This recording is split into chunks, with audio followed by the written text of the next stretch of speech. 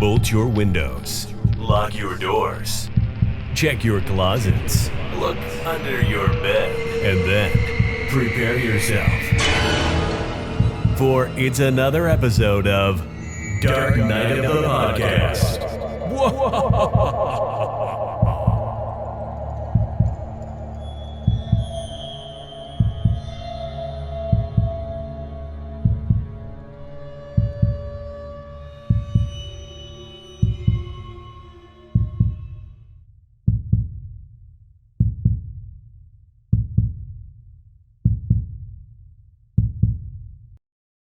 Greetings, homosexuals and fellow queers, and those of you who happen to just be listening to this for some reason that's not queer-related.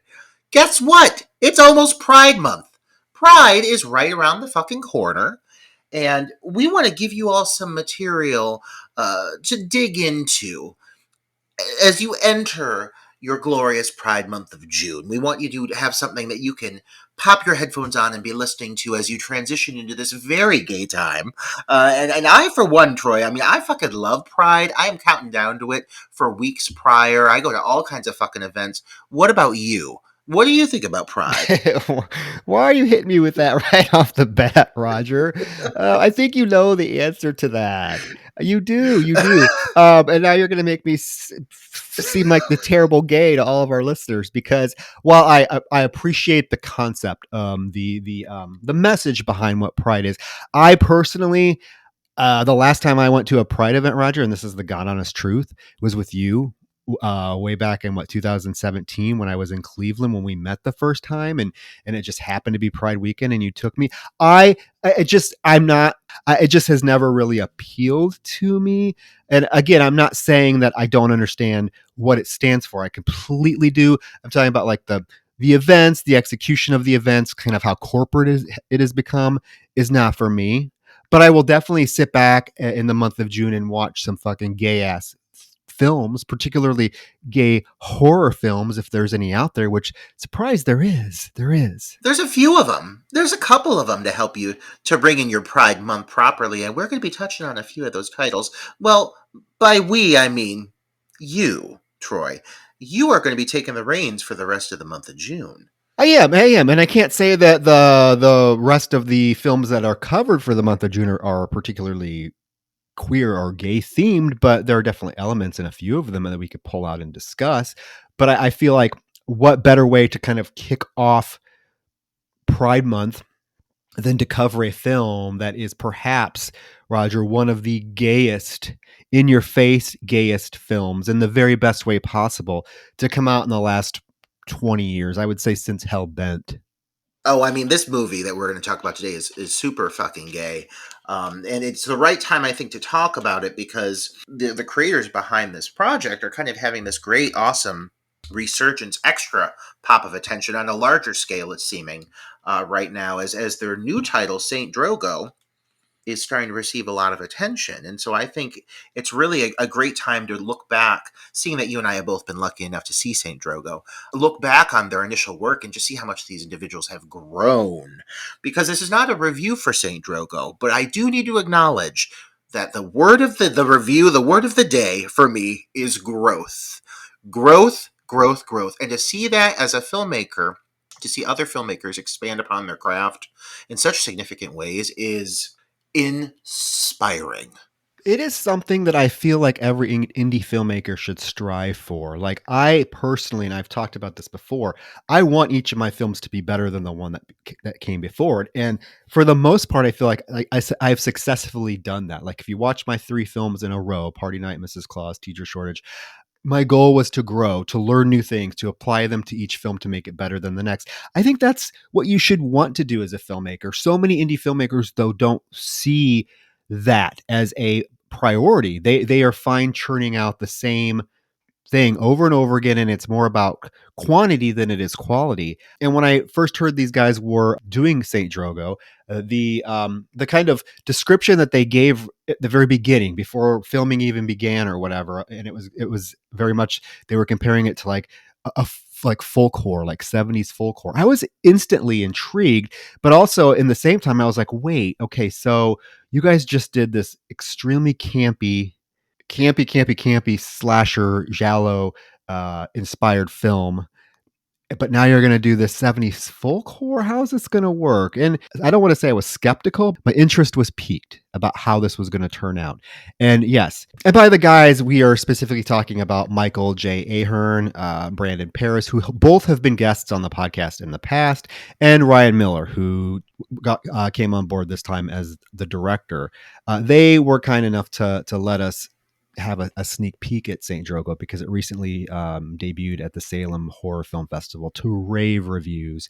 And I gotta say, first of all, guys, thank you so much for allowing us to be among the first to view your film, because we know I know as a filmmaker, I take who sees my film early on very seriously. So I really appreciate you letting us watch it. And second of all, you knocked it out of the park.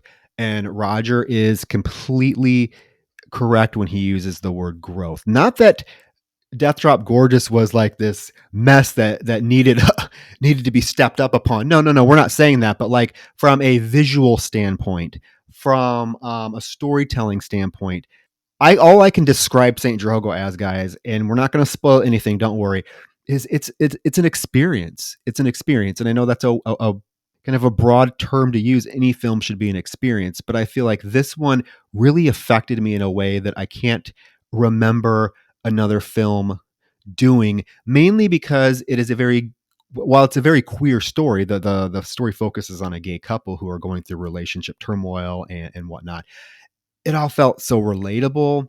I was literally at the end of the movie, I would say my jaw was probably on my desk from this film. It was an experience, and it was an experience that really, I guess I got to raise my glass to these guys because they exceeded all expectations with Saint Drogo. I cannot wait for it to get out there, and I think it was very smart of them to go the route they did with Saint Drogo, because guys, everything about Saint Drogo is so different than Death Drop Gorgeous. If you like the campiness of Death Drop Gorgeous, the over the top performances, the hammy performances, you're not getting this with Saint Drogo. You are getting a very serious film.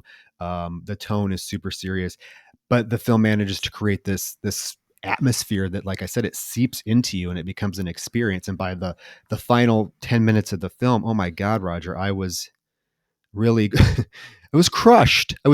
It's so that's that's all I want to say, because I don't want to spoil too much of it. Now, what do you think, Roger? Am I off base? Do you agree? I went into Saint Drogo with high expectations because like the everything they had shared up to that point was very impressive. Like I remember when they dropped that trailer and you and I were like, "Oh God, like holy shit, this looks phenomenal." And it's not like there's times where you support your friends and you're like, "Go get them," and you're like, "You guys go make your art," and then there's other times where you have friends who are making something that you're like, "Holy fuck, this is legitimately just beyond impressive." And like I mean, we know a few fellow filmmakers who are making things right now that I think are surpassing expectations, and I would put these boys on the top of the list. I love films a la like a Messiah of Evil, a like like an, like a like seaside like lonely townscape with like a melancholy vibe, and something's brewing beneath the surface and you're realizing that all kinds of people are in on it. Like I love that kind of setup. You see that from an array of classic films, and this manages to take that kind of basic premise and morph into something completely unexpected and visually sumptuous, and like it just across the board they outdid my expectations so much more than I could have possibly anticipated. So I mean, even my partner, who I had the joy of watching it with, who is not a horror fan and supports me out of the kindness of his heart, nothing more. Um, he watched this movie, and a few days later, he said to me, he's like, "I'm thinking about that movie." He's like, I told my brother, my straight heterosexual brother, about it. He's intrigued, and he's like, and I'm still thinking about it. And I'm more impressed now than I was upon viewing it because I can't get it out of my head. And that right there is the sign of just true cinematic craftsmanship. I mean, I can't wait to see what they do next. Like, if that's the growth from one film to another, holy bologna. Like, I can't even imagine. Give these boys a couple $1,000,000 and let them fucking run with it. Yeah, and I don't blame Gustavo for saying he thought about the film days after, because so did I. Those final moments, and you know exactly what I'm talking about, are pretty heart-wrenching to watch. And guys, if you are in the camp that maybe did not like Death Drop Gorgeous for some reason, maybe it was too campy for you, too hammy, too in your face, I really cannot wait for you to see this one, because it's the total antithesis of Death Drop Gorgeous. And for filmmakers to do that, to come out of the gate with their second film and create something so tonally different, so elevated, is quite impressive. These guys are talented. They're definitely ones to watch out for. And I love the fact that they are just embracing the queerness of their material.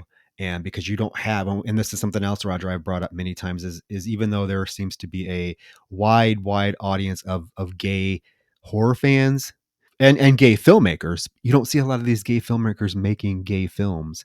So I got to applaud these guys for just embracing it and going full force with the gaiety, because again, it rings true. The film is very realistic. I know we had Mike Ahern on, and when we had him on way back on episode, I don't remember what it was, but we did The House of the Devil. And he chose that, and he talked about he loved films that were like a slow burn, and one of the reasons why he liked House of the Devil was because it was a slow burn. If you haven't checked that episode out, go back and listen to it. But now it makes sense. It makes sense.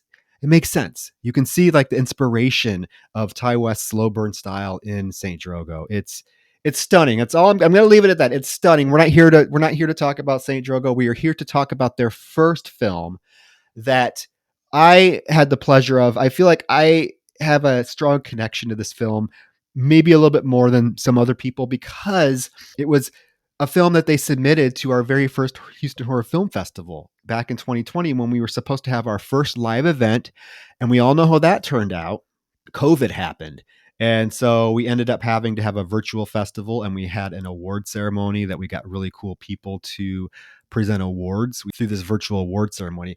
But they had submitted Death Drop Gorgeous, and they ended up winning 2 awards from the Houston Horror Film Festival. And they submitted it. I think they feel like they submitted it like right when we first started accepting submissions. I'm assuming we probably had to be one of the first festivals they submitted it to. So I feel a connection to this film because I've seen it probably long before anybody else, and I've just been in awe to watch how it's just taken off. And fuck, when it was announced it was going to be on Shudder, I was fucking thrilled, because as a horror filmmaker, to me, fucking, if Mrs. Claus ever got on Shudder, it's not going to. But if it did, my little gay heart would explode. That to me is like the pinnacle of what I want. And I know it sounds silly, but like, goddamn. Oh my god, watching their journey has been thrilling, because like you and I both have been bystanders to these guys since before the film was completed. And so that's been super excited. Like, or at least, I think it was still in editing. At least when I met them on social media, like the film wasn't making the rounds yet, but the promotional materials were. And so seeing this coming about, like, I'm going to say it right now, these guys are a major reason why I even started pursuing my own queer cinema. Like, truthfully, I was scared of it. I had scripts. I started the script for Meat back in like 2017. Like, and I have sat on it and sat on it. And with Rebirth, I had a gay focal character, but it was a gay character existing in a relatively, other than that, cisgendered world. I was bleeding elements of queer into my work, but I never went full gay. I never went full gay with my cinema. And seeing like the fact that these guys just said fuck it, like, let's take your conventional rules and all that nonsense and say, go fuck yourselves. We're going to make something that is true to us and true to the world that we exist in, and it incorporates the people that we interact with and the personalities that we interact with on a daily basis within the queer culture. I think that they really leaned into their strengths with this project. And because of that, despite being their first project as a team, the outcome is something that I can only describe in my words, I would say, is completely charismatic. There is a charm to this film that, even in seeing the growth that came from it, even on a standalone, to be the first project to come from a group of indie filmmakers, they clearly had an understanding of what they were working towards, and they had a very strong vision in mind from beginning to end. And it really is something that surpasses, I think, the expectations that we normally set for low budget independent films. This film highly surpasses those expectations. Yes, and that's an important key element to point out, that this is a low budget affair. A low budget affair. They definitely made the most of the budget they were working with. And this is one of those projects that I believe, and correct me if I'm wrong, I think it took them a long time to film this. This was filmed over a course of a long period of time, like on weekends and stuff. It wasn't a traditional film shoot, which makes it even more impressive that it came out so cohesively. I also like the fact that they in both of their films, they kind of embrace this element of like regional horror. Death Drop Gorgeous has Providence, Rhode Island as the setting, and it's a very prominent setting in the film. And then with Saint Drogo, they have Provincetown as a major, like, almost character in the film. So they're kind of embracing the New England regional style, and it really is cool and interesting to see that the fact that they are New England based filmmakers, that they're allowing that to influence their style and their vision. But I think we should get into Death Drop Gorgeous, because there's going to be a lot we want to say about it, guys. If you've not seen this film, it is on Shudder. I know it's on Tubi too now, but Shudder was its big, streaming premiere, which was awesome. And it's directed by Mike Ahern, Brandon Paris, and this one is the third director is Christopher Dalby, who is actually plays Brian in the film. Actually, all of the directors act in the film. Yeah, should we get into Oh, it? please, I'm chomping at the bit. Okay, so the opening to Death Drop Gorgeous reminded me a lot of like the opening murder of Sleepaway Camp 3, which ironically will be our next review. I'm doing that with the ever wonderful Chris Moore as a guest co-host, because you will be off filming your own gaiety with Meat. The film opens with a young gay man walking down the dark streets of Providence, and he's on a very much a Grinder-like app, but it's called Pounder, which I like Pounder better than Grinder. I love the fist like punching it. Like, it's the logo is so well designed. It's truly an impressive start to the film. Is this logo for Pounder? Well, I feel like Pounder definitely gives you more of an indication of what you're in for than Grinder, right? Oh, I mean, this is some hard sex that these people are looking for, and I'm here for it. I'm here for it. But you also get like a little inkling that this young gay guy might be trouble, because he goes into the bar, which we find out is the outhouse, and is immediately escorted out by the bouncer. And as he's walking down, he gets a message from a guy on the Pounder app who wants to meet him for P&P, party and play. For those straights that might not know what some of the lingo, we're gonna have to, I think, interpret it for them, Roger. But so yeah, he goes and meets up with this stranger in a car that's parked in the alley, and gets in the car, and the stranger offers him right away some cocaine. He immediately sniffs it and is trying to make small talk with this driver who is unknown to us, and all of a sudden his nose starts bleeding, so the driver wipes the blood off his nose. The kid realizes what's going on. He gets out of the car. And one thing I want to say about there are some really cool shots in this film. Like, cinematography is pretty great at times, and this is like the first shot that I think is really stellar. It's when the kid gets out of the car, and he goes to the front of the car and falls on the ground, and you just have this wide shot of the car backed against the wall with the headlights, and this kid like stumbling and falling to the ground, and then the stranger gets out, and you see his black boots, walks up to the kid, black gloves. So this is the first indication that the film is also very much giallo inspired. Takes out a screwdriver and proceeds to stab the shit out of this kid. And it's pretty brutal. There's that one shot where he like, after he stabs the kid, he's like twisting it around for like what seems like a minute, just grinding it at his back. It's pretty cringe inducing. And he flips the kid over, and you get the very colorful title card, Death Drop Gorgeous. As far as openings go, like, the first thing that really popped to me in revisiting this film is just how much like this opening sequence, in the terms of an opening sequence in a slasher, the opening kill, how much this one really hits. I mean, they do a great job establishing the world these characters live in. You do get this kind of just like rough like bruised. You notice he has like a bruised face. He's got like a bruised eye, and he's definitely like a a kind of like a druggie. I mean, he's like waddling down the street. He's on Pounder looking to P&P. I love that they touched on that because that is such an element of queer culture, and it's not like the focus by any means, but they do touch on drug usage within the community, and so for that to be like the opening beat for this felt very relevant and very of the times, and incorporating the app the way they did. I mean, every gay and their brother I know is fucking on a goddamn all 33 of the apps. There's like, let's be real, there's more and more all the time. Hornet and fucking Manhunt, so it just felt so relevant, and the timing of it, like some openings feel too quick, some openings feel too rushed, some openings feel like they drag on. I mean, this is such a perfectly paced opening, and when you get that shot where it like glides down the side of the building to reveal the headlights, perfectly centered. Like, yes, you're absolutely right. There are some cinematic shots in this film that, again, completely surpass my expectations of what I would anticipate an indie with this budget would pull off. So, like, kudos to them for just setting up such a great, moody, intense opening sequence. Like, as soon as you realize, like, he looks back in the car and there's this fucking tank with all these tubes coming out of it. Like, what the fuck did this kid just snort? When it starts to build up there, like it is genuinely just a dark and unsettling and creepy opening kill. And you're right, when you see the screwdriver going in and out, the meat collecting on it, like the gore in this film, even on an indie level, again, and they really managed to create like this pulpy, chunky, meaty gore. It's not just like bloody syrup, it's chunky, and there's always like shards of flesh and everything, and god, it makes your skin crawl. They really do a great job with this opening and beyond.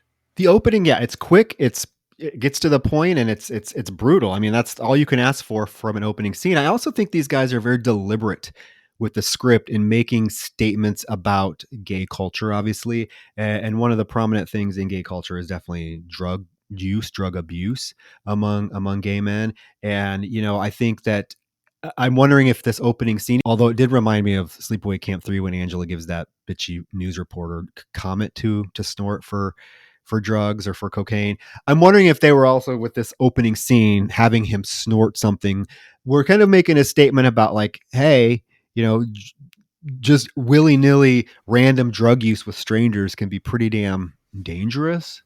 Because there are a lot of elements in this film where I feel like they are definitely making a statement about the gay community. And I found it very interesting that they opened the film with this particular death scene where a young gay, like you said, drug addict, that's how he's presented. He just randomly gets in a car and snorts the first thing that's offered to him without any consideration of who this person is, what he's snorting. And it leads to his demise. And I think it was very, in my mind, it's a very deliberate opening scene. They know exactly what they're doing in terms of statements that they want to make about the gay scene and gay culture. Yeah, it's definitely very gay relevant, but it's something that I feel like the right, at least progressive minded straight person could sit down and still have a hell of a good time with it. I mean, there's definitely moments of like penises and nude men, and I mean it's gay. I mean it's gay, but I still think there's such like a again, a charisma to this film. It kind of sucks you in regardless. Like it almost just becomes part of the world that they're living in. It's gay, but it also is not like, I don't think there's anything in this film that is going to make, how am I going to phrase this? Like a straight person can watch this film, and there's nothing like overtly like in your face gay in terms of like sex, like actual sex happening on screen or whatnot, or being simulated. Besides the Glory Hole scene, we will get there. But I feel like because of the way everything is presented, it's a very accessible film to people outside the queer community. But after this opening scene, we get introduced to Dwayne, who gets out of like an Uber and he immediately checks the Pounder app. There are definitely, the guys in this film are obsessed with the gay app, which is real. I mean, we all know that. If you've been among a group of gay men, you probably know the Grindr notification sound, right? But Dwayne checks his Pounder app, and he had messaged this guy. I can't. The screen name is something like Mask for something, and the guy immediately responds and says, "Not my type." Dwayne goes into the bar, and he's introduced to Tragedy, the first of many drag queens that we encounter that work at this outhouse bar. What do you think of tragedy, and what do you think of Wayne? Because Wayne ultimately ends up being I would say, our main protagonist. He's the final boy.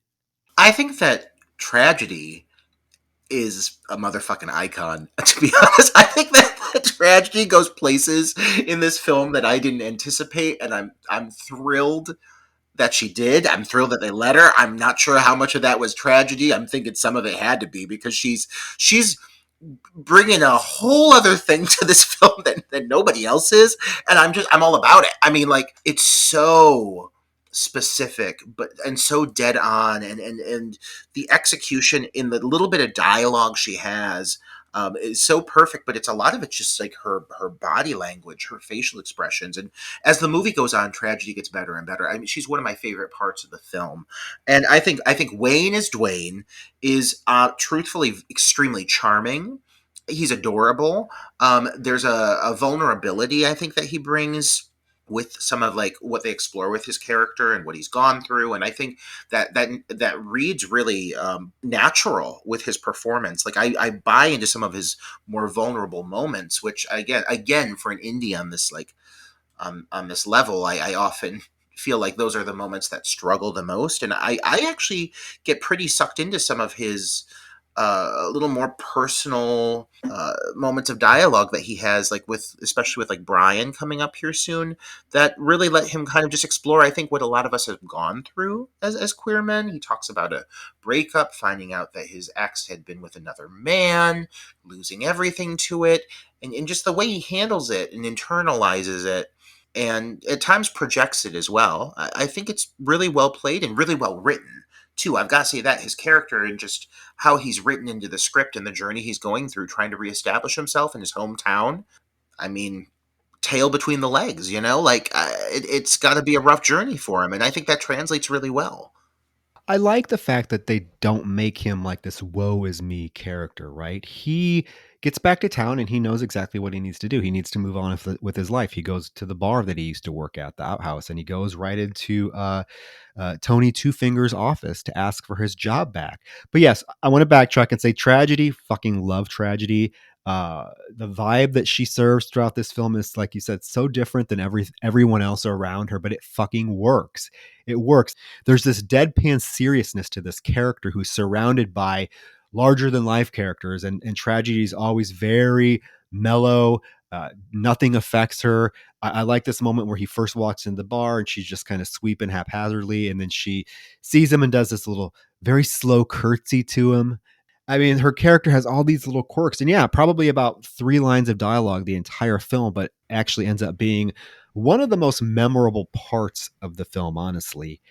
But yeah, Dwayne goes into the office to ask for his job back, and we get introduced to the bar owner, Tony Two Fingers, who's played by Brandon Paris, one of the directors, who definitely, I love seeing him like this. He's just embracing that larger than life New England accent. He's loud, he's obnoxious, he's sweaty. He's like, you can just picture this guy really would own an establishment like this and really like be as big of an asshole as he is. And he has this like, he has this pup that is in his office the entire film, and this pup actually becomes a pretty important part of the film later on. But like, it's just so random, and when I first saw it, I'm like, what the hell? But uh, it just lets you know right away the type of campiness that they're going for with this film. And Tony Two Fingers, the character, obnoxious. Dwayne asks for his job back, and the first thing he does is throw him a bag of cocaine and be like, "Hey, you can sell this for me." And Dwayne's like, "No, no, no, no, I can't do that." And Tony Two Fingers agrees to give him Tuesday nights back, which is karaoke night. I really love that. Well, first, I love that Brandon Paris is, even with that gigantic, massive, overhanging billowing gut still manages to be extremely attractive. Like, I gotta give the guy credit, even at his slimiest, greasiest. I mean, God, beautiful to look at. Good for you, Brandon. um but I love that his, like, in his delivery, he never delivers a line of dialogue that isn't a yell or like a shriek, a shriek at somebody. Like, he is just yelling at people the entire time, but because of the kind of character that he's really channeling here, I mean, like, he's digging his fingers into it. He takes this and he runs with it, and like, yes, you're absolutely right. Like, I'm sure this character has to be based off of very specific people that we as gay men have seen in many a seedy dive bar before. Like, like, um it's a really dead on interpretation of just a greasy, slimy, like, low class kind of piece of shit that would run this kind of establishment. I really like what he does with the character. He has so much fun with it. And but then there's also, like, these strange, sensitive moments for the character that come up here too, that I think are my favorite moments for him specifically. So he plays it really well. He has a lot of fun with the role. Yeah, it's great. It adds so much to the film. Believable. I mean, I think, growing up, I'm thinking, like, in my hometown, we had a couple gay bars, and you always kind of knew the owner of the gay bar because he was at any given time, the sleaziest guy in the bar trying to sleep with all the young kids that were in there or whatnot. And so I think it does ring true on that level. This is definitely the type of person that would run this establishment. And I love the fact that, because I'm sorry, Roger, every gay bar owner that I've known or have been acquainted with, it's very well known that they sleep with, like, literally all their employees. And I love the fact that Oh, that absolutely. oh yeah, and I love the fact that that is mentioned numerous times in this film, that Tony Two Fingers has slept with pretty much everybody in the bar. Down to the gold chain that he's wearing. I'm gonna say, like, down to the fucking chain. Like, yeah, that's the exact chain that every shitty dive bar gay man owns, and it's very detailed. I really like his performance. Yeah, I do too. So Dwayne gets his job back at the outhouse on Tuesday evenings, which is karaoke night. Yay. And at his apartment that day, right after getting the job back, he is talking to his roommate Brian, played by Christopher Dalby, one of the directors of the film. And Brian is a handful. I have grown to really, really, really like the Brian character quite a bit, Roger. And if I'm going to admit something, I'm going to say, when I first watched this movie, the Brian character annoyed the hell out of me. It's probably, like, my least favorite part of the film. But upon multiple viewings, I find the Brian character very endearing. And actually, his performance is quite great. He has a lot of little quirks that really work in the moment and really come off as supernatural. Like, I love his interaction later on in the film with Gloria Hole, who we'll talk about. But even his moments with Dwayne as a friend, they're endearing, because we all, I think, know someone like this. Because Brian's the type of person that, when Dwayne is telling him something or starts talking about himself, if Dwayne's talking about something good that happens to him, Brian starts to space off or get on his phone, and Dwayne has to make little, like, comments or little gestures to wheel Brian back into the conversation. And Brian is, a lot of times, he's like, "Oh, yes, yes, Dwayne, that's very good for you." Like, he's just doing it just because he knows that Dwayne expects a response. But I will tell you, Brian's character now, I absolutely adore the character quite a bit, honestly. It just took a few viewings to warm up to him. For me, as a gay who grew up in theater, like, I know that character. I know Brian very well, and many people. I've been that person. I do reference Elphaba and Glinda on a regular basis, casually, and it's just his devotion to the performance of it all, and his desire to seek fame, and even like the details of his voicemail, where he's like, actor, performer, and social media. Like, he says Social something media like, I forget, influencer. influencer, Yeah. social media influencer. Like, yeah, absolutely. Like, I know that person. It's a very intentional character, and I think he is phenomenal in the role. So yeah, I clicked with him right away, but just because, again, I grew up with, I think, a lot more of that around me, and I got exactly what he was going for with it. I'm happy, though, to hear that you are in love with this performance as well. No, I am. I seriously, it's grown on me quite a bit. I've watched this film. Roger, 4 times in the last 2 days, and it grows on me more and more each time I see it. I'm talking about the film in general, but Brian and yeah, the film in general grows on me. It's a film that I find myself liking more and more each time I watch it, and I can see it quickly becoming like a comfort film for me, because there's so many elements of the film that I just truly find great and entertaining.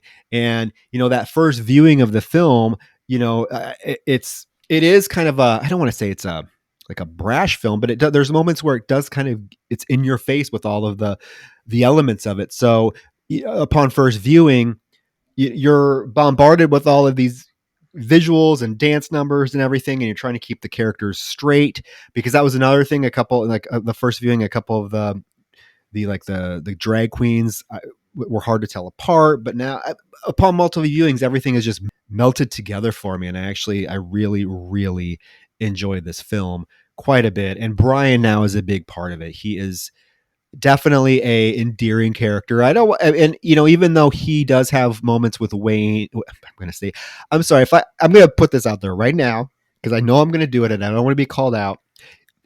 I apologize, listeners, if I say Wayne instead of Dwayne. The character's name is Dwayne. However, the actor that plays him is Wayne Gonzalez. We've had him on for It Follows episode. So I may say, if you hear me say Wayne, I mean Dwayne. I apologize. That was unfair of them to do that to us. I know. Why didn't you just, guys, writers, listen to me. I have a qualm. Why didn't you just name the character Wayne? It would have been easier for all of us, because I know I'm going to do it. And I don't want to have to go out and edit out every time I say Wayne instead of Dwayne. But I know him as Wayne. We know him as Wayne. We talked him as Wayne. So Dwayne. So if I say Wayne, I mean Dwayne. There, that's out there.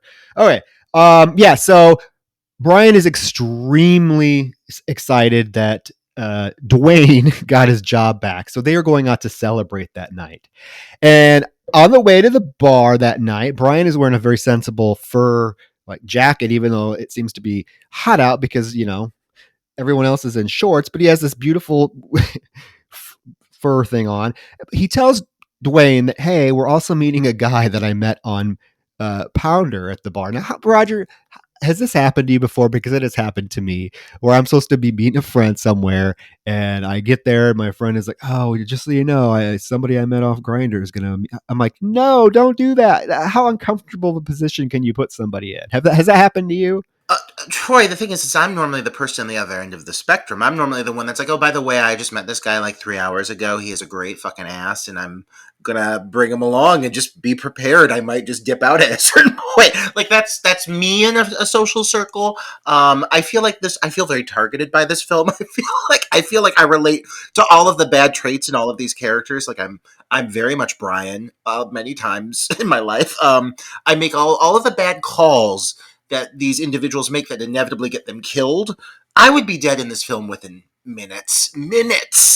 This killer would specifically hunt me down. So yeah, but the relatability adds so much to the experience. I mean, so much of it just feels at home, at least for me as a gay man. I know, you talked about pride earlier and how it affects you and how you relate to it, and how you respond to it. And I'm definitely one of those gays that'll be like, I'm diving into Pride Month. I get super into it because I'm big into I think the community of it all. But I also think that points that you mentioned are very valid and very true. And so I think that the way they touch on some of those personalities within the queer culture, I don't know, it's just super relatable. Honestly, large groups of gay people annoy me.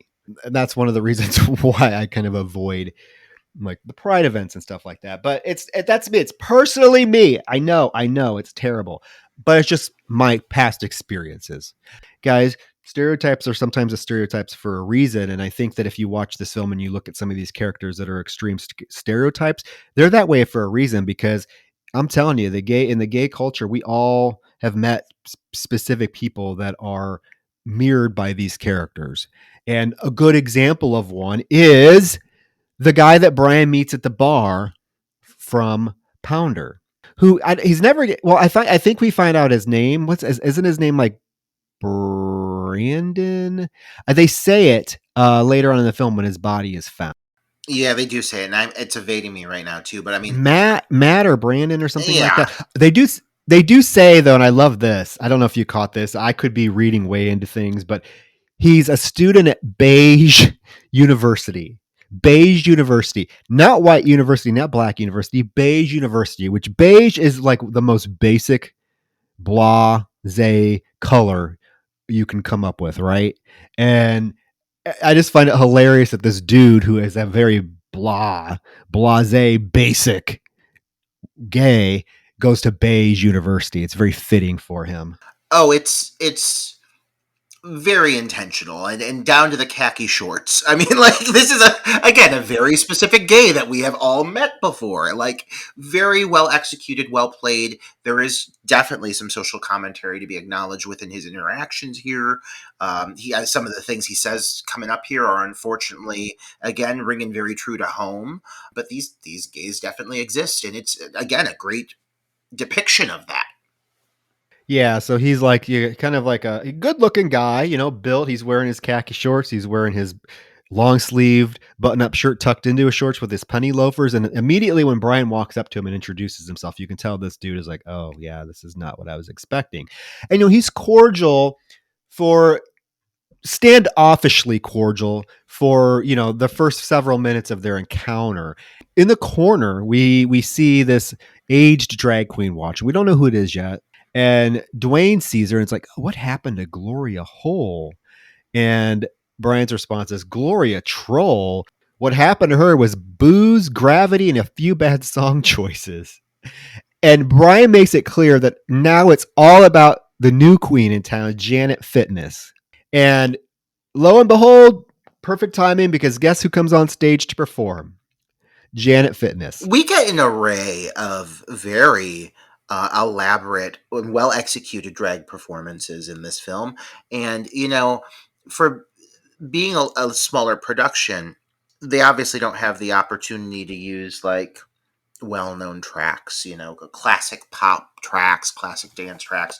They're having to pull out these obscure indie tracks that somehow fucking the score in this film in general is just phenomenal. Like the fact that it is kind of these underground, often grungier pop tracks that have this like real edge to them. Almost every single song choice in this movie pops. There are some truly electric decisions made when it comes to the music they use in this film. I mean, it gives it so much more life. And so some of these big drag numbers that we get, starting here with Janet's big number, they're captivating, and as they should be. That is what drag culture is. And drag culture is a very prominent element of what this film is about, and they deliver. You get so much of it. I mean, starting this point moving forward, you are really taken on a journey into the world of drag culture, what goes on behind the scenes, the highs and the lows of it, how shitty it can get. The whole thing that it's about to tackle with aging and growing out of your prime, because you see Gloria there in the shadows lurking, watching as the show is starting up, and you can really see that she's completely on her own, no longer embraced by the community. She doesn't have really anybody around her talking to her. But this is what she does because it's just become like second nature to her at this point. This is her life. She is a performing queen. This whole journey that we're about to go on is really, I think, truly captivating, and it gets better with every viewing. Absolutely. And the characters in the film. I mean, the characters in the film make the film. Yeah, Janet Fitness comes out and does her routine, and the crowd, good Lord, this crowd is acting like, I mean, they're just throwing money at her, like literally handfuls of dollar bills, just throwing it up at her. And Brian, after her performance, he's definitely in awe of Janet Fitness. He says she is perfect. #goddess. And this is when the dude, the mask dude, MASC, mask dude, masculine dude, is like, you know what? I'm not feeling this. I like dudes who act like dudes. And Dwayne's like, excuse the mouth. And his response is, you know what? I'm not into blacks either. And he leaves. He's like, I'm going to go get in a drink. You guys do your own thing. Ciao. And it's hilarious. I find this hilarious because Brian is way more offended by the fact that he said ciao than any of the other things he said. Chow. He says, chow. Who says chow? The whole decision to go there with this character, it seems like it could be a little heavy-handed, but like honestly, it's true, and that's a hard pill to swallow. But it's true. It is true. And if you don't believe us, guys, any of you guys out there that don't believe us, I would ask you to download the Grinder app. Grinder's going to get a surge in downloads from a bunch of like suburban housewives. I don't know. Download the Grinder app and just scroll through, because there are I see them. I see them, and it's 2023, Roger. I've seen them where it says literally like no Asians, no femmes, no fats, No fats. no blacks. Yeah, and you're like, what the hell? It's 2022, 2023. I haven't had Grindr for months, but I can tell you that I swear to God, if you download it now and you look and you start scrolling, you are going to undoubtedly find a profile that says one of those things, if not all of them.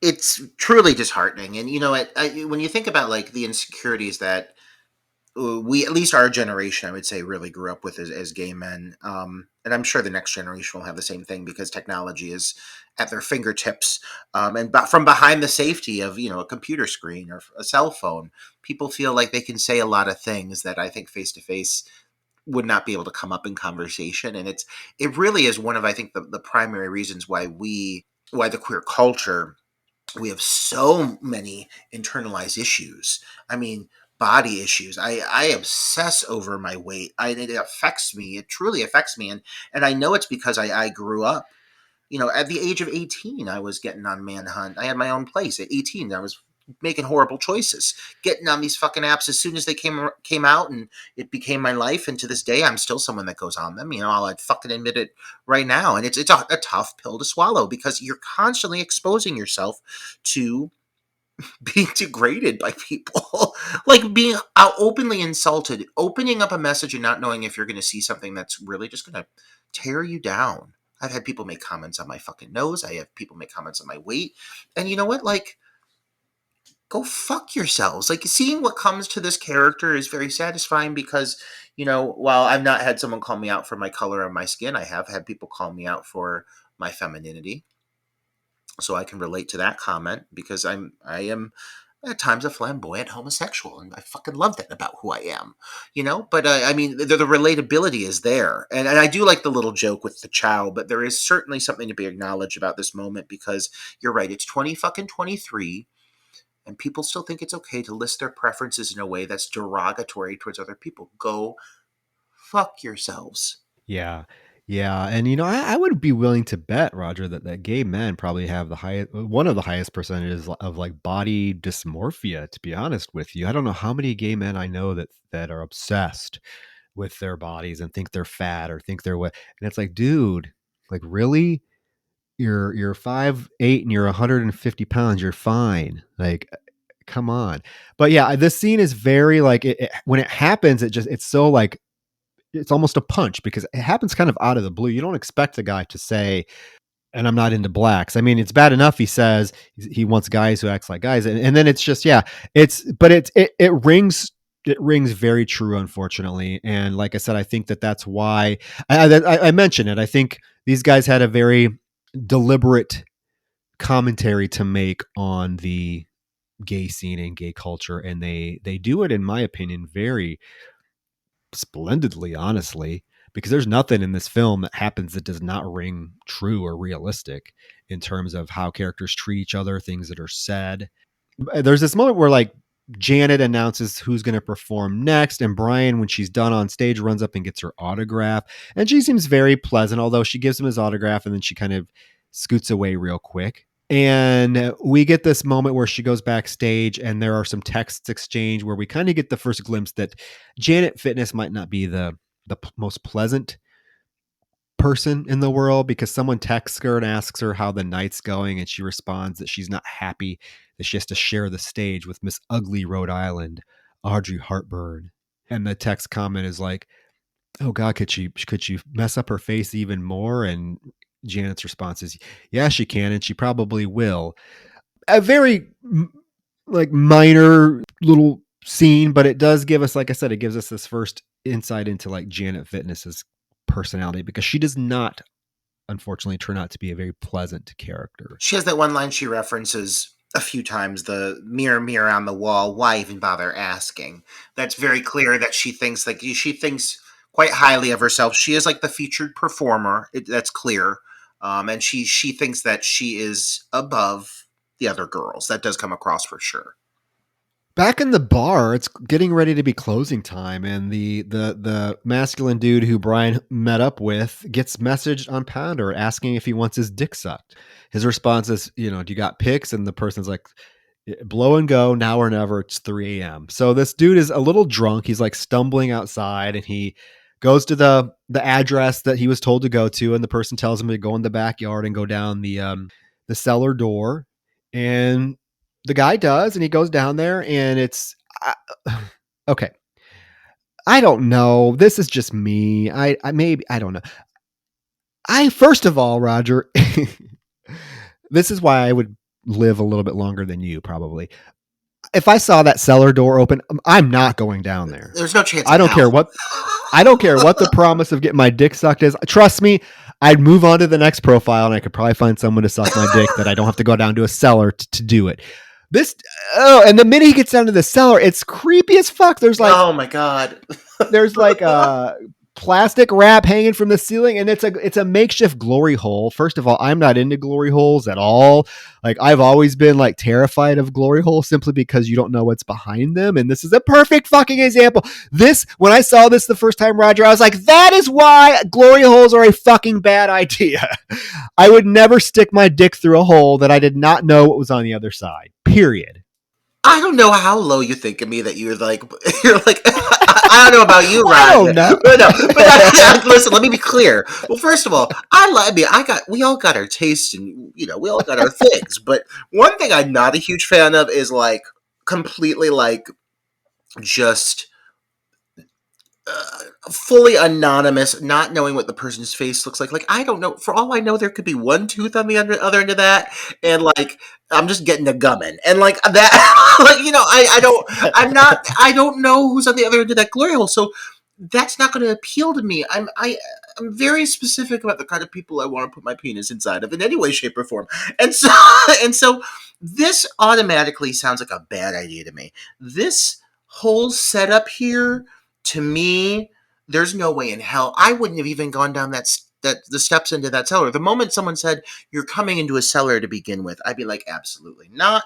Just like you said, Troy, I'll be going back on the apps. I'm sure I'll find somebody else.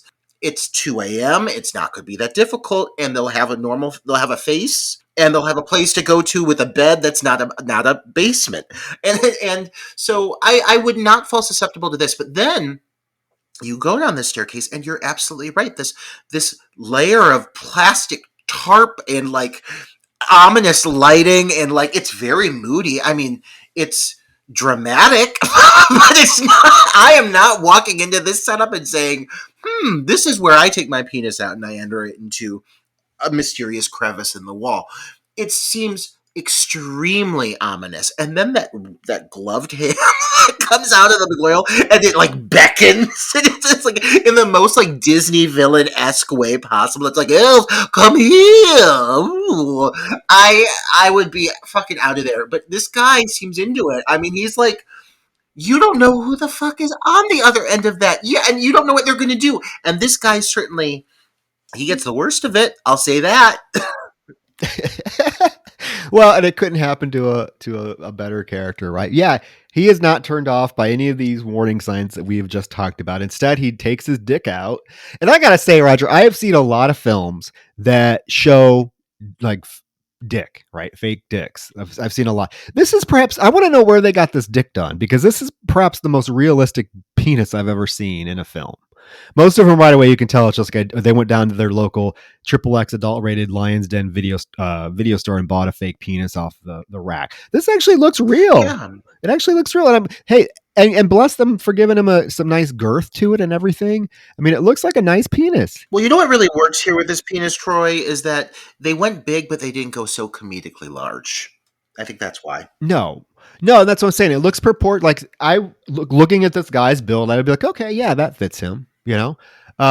He sticks it through, and the person starts pleasing him on the other side, and then then they stop and he's like, hey, why'd you stop? Why'd you stop? And all of a sudden you get this fucking visual of the person grinding this handheld meat grinder towards his penis to the point where the guy's like, oh, yeah, oh, watch the teeth. And you are literally subjected to a visual of a meat grinder grinding this man's penis to a pulp and the meat coming out of the meat from his penis coming out of the side of it.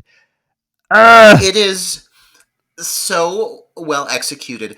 I specifically very much love the shot of, like, again, those Disney villain hands, like in those black rubber gloves, the latex gloves, holding the meat grinder and slowly and in dramatic fashion, like turning it, being like, yes, it's about to happen. Like, you, the viewer, know exactly what's going to happen. And they milk the moment. They really, they show quite a lot of meat. Bloody, pulpy, disgusting. Like I said earlier, like the gore in this it's chunky. They don't shy away from it. There's so much like texture to it, and it's just gnarly. And then he falls backwards, and you got like the bloody stub of the dick spraying blood all over. It is so great. Oh yeah, there's the moment where he's pulling away, and it just like you can see the meat of the penis like, stretching. Oh god, my butthole's clenching. It's so gross. Yeah, I mean, for the first, okay, we got the opening kill, but for the first, major kill of the film, I mean, they knocked it out of the fucking park. I think they knew exactly what they were doing with placing this kill so early on in the film. And I gotta say, even the subsequent kills that follow this one are pretty well executed. That's the one thing I want to say about this film is the death scenes in this film are really spectacles. The setups to all of them are great, and they're executed really, really well. I like the transition. We've seen it before where you get like a sex scene or a penis scene and then it transitions. But I do like this one where it transitions to sausages frying on a frying pan the next morning. And Brian is now he's still upset. He's actually really upset that the dude from the night before thought he was too femme. He's like, me? Too femme? With this like towel wrapped around his head and everything. Yeah. And then, there's this moment, kind of a nice moment where Brian wants to know what happened with Dwayne and his ex. Because the whole story is Dwayne moved away from Providence with his ex to open up a bed and breakfast, but now he's back. Dwayne basically comes clean and says that there was someone else that, things were going well. And then until they weren't, and he found out that there was someone else and he was packing his shit up and moving out. Simple as that.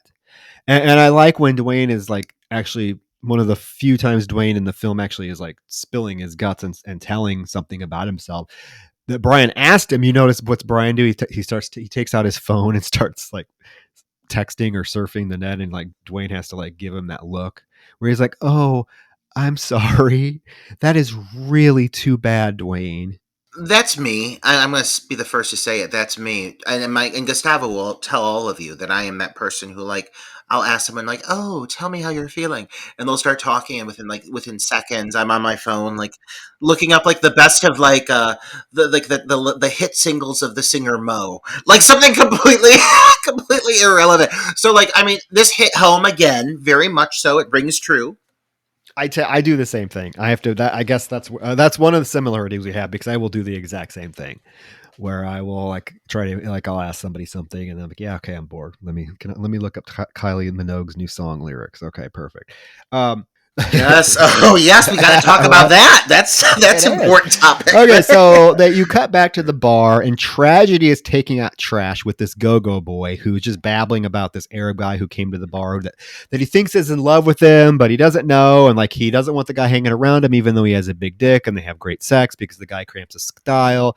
Blah blah blah. And Tragedy opens up the dumpster and sees the fucking dead body of that opening kill guy whose now jaw is like all disintegrated and shit.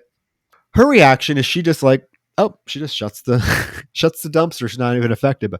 And the go-go boy's like, what's Tragedy? What are you doing? And he opens the dumpster to throw his bag in and he sees the dead body. He's like, I'm calling Tony. That go-go dancer doesn't have many scenes, but I fucking love him. I mean, like, again, we all know that gay. He's just fucking rambling about himself, talking about this hot Arab dude he's fucking, talking about his dick, just babbling and babbling. I really like this little moment for this character. He's not in it a lot.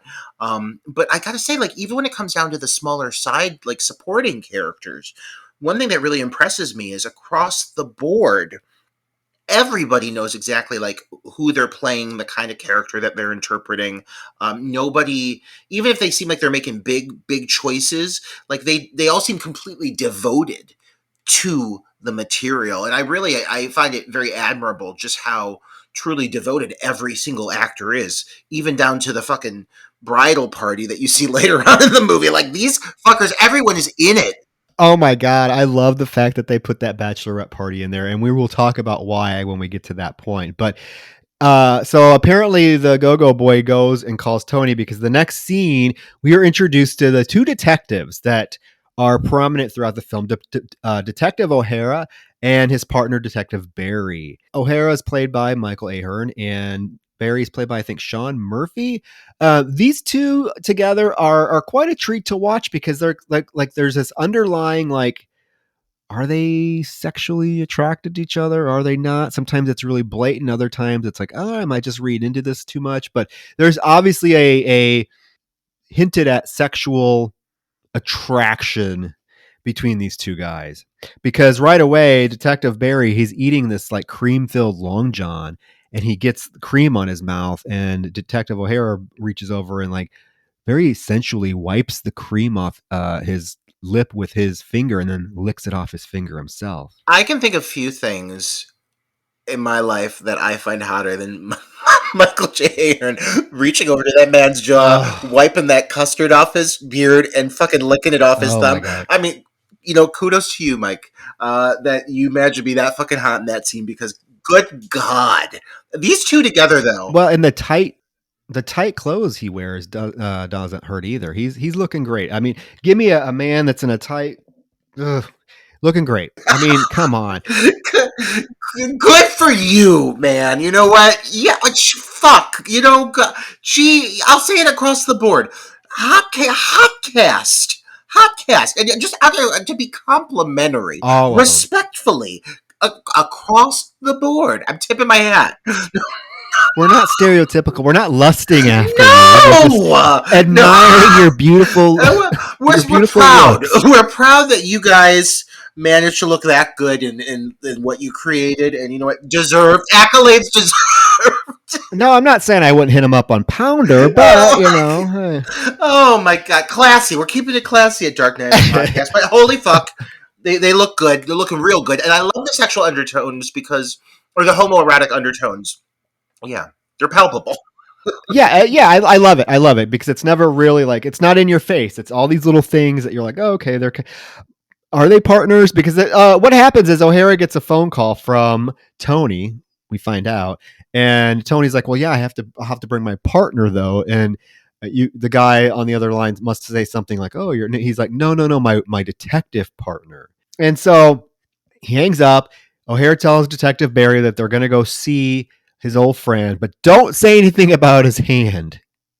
So they cut to Tony's office, and Tony is highly upset that they found this body in his dumpster, and he wants these two detectives to get rid of the body. And you can tell Detective Barry's kind of new to this whole scenario, because when Tony takes out a wad of money and slams it in front of Detective O'Hara, he's like, get rid of the body.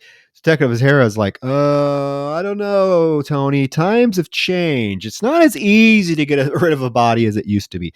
So what's Tony do? He pulls out another wad of money, slams it down, plus a whole bag of cocaine. And he's like, make it happen. And and the whole time Detective Barry's just standing there like wide-eyed, like a deer in the headlights. He's like, are you like fucking serious? I love that the name of the dumpster that they take the body to is behind a Chinese buffet called Poo Poo's. It's just I love the fact that in order to get rid of these are two police detectives. They could take this body and take it anywhere, right? What do they decide to do? They are like, oh, we're just going to take it and dump it in the Poo Poo's dumpster. It's so sleazy, but it's perfect.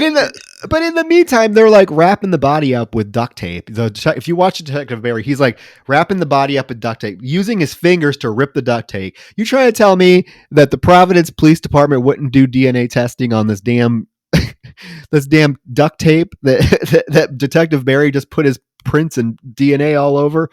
Oh, it's so funny. It's so comical. I just love the fact that they're like, oh yeah, we'll just dump it over in the Chinese buffet's dumpster, and then we find out that causes the poor Chinese buffet to go out of business.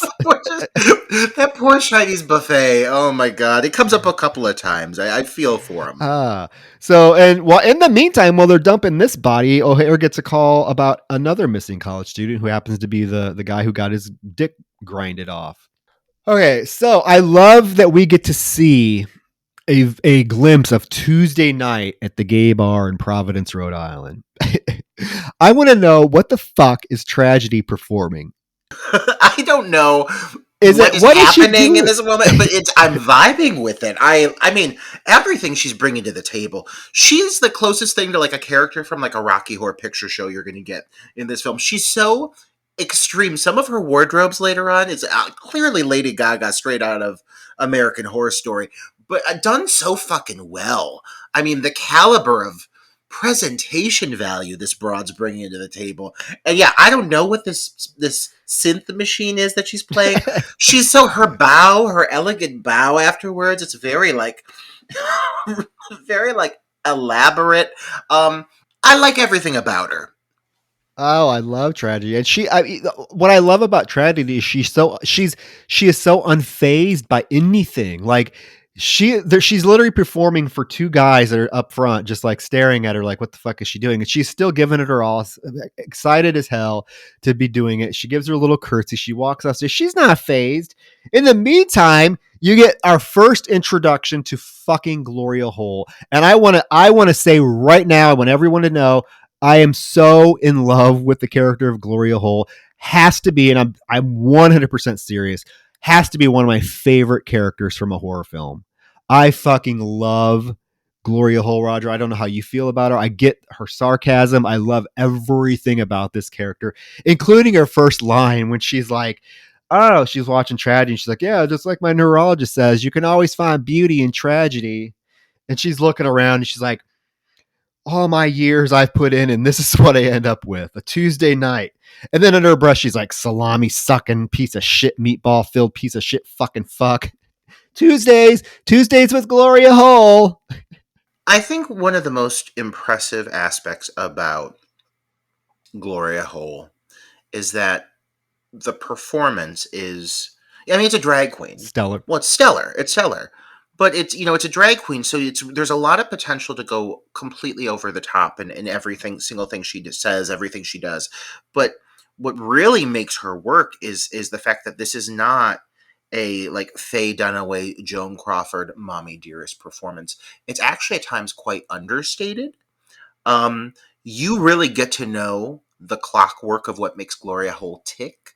And the performance is just truly, I mean, very nuanced. There is a lot of little details in every choice that's made with this performance. I really have to say that I think you're absolutely 100% right, that this is one of the most memorable performances, at least within recent memories. But I'm going to say, like, overall, one of the main reasons this movie took off, I think, to the extreme that it did, is because of this fucking character.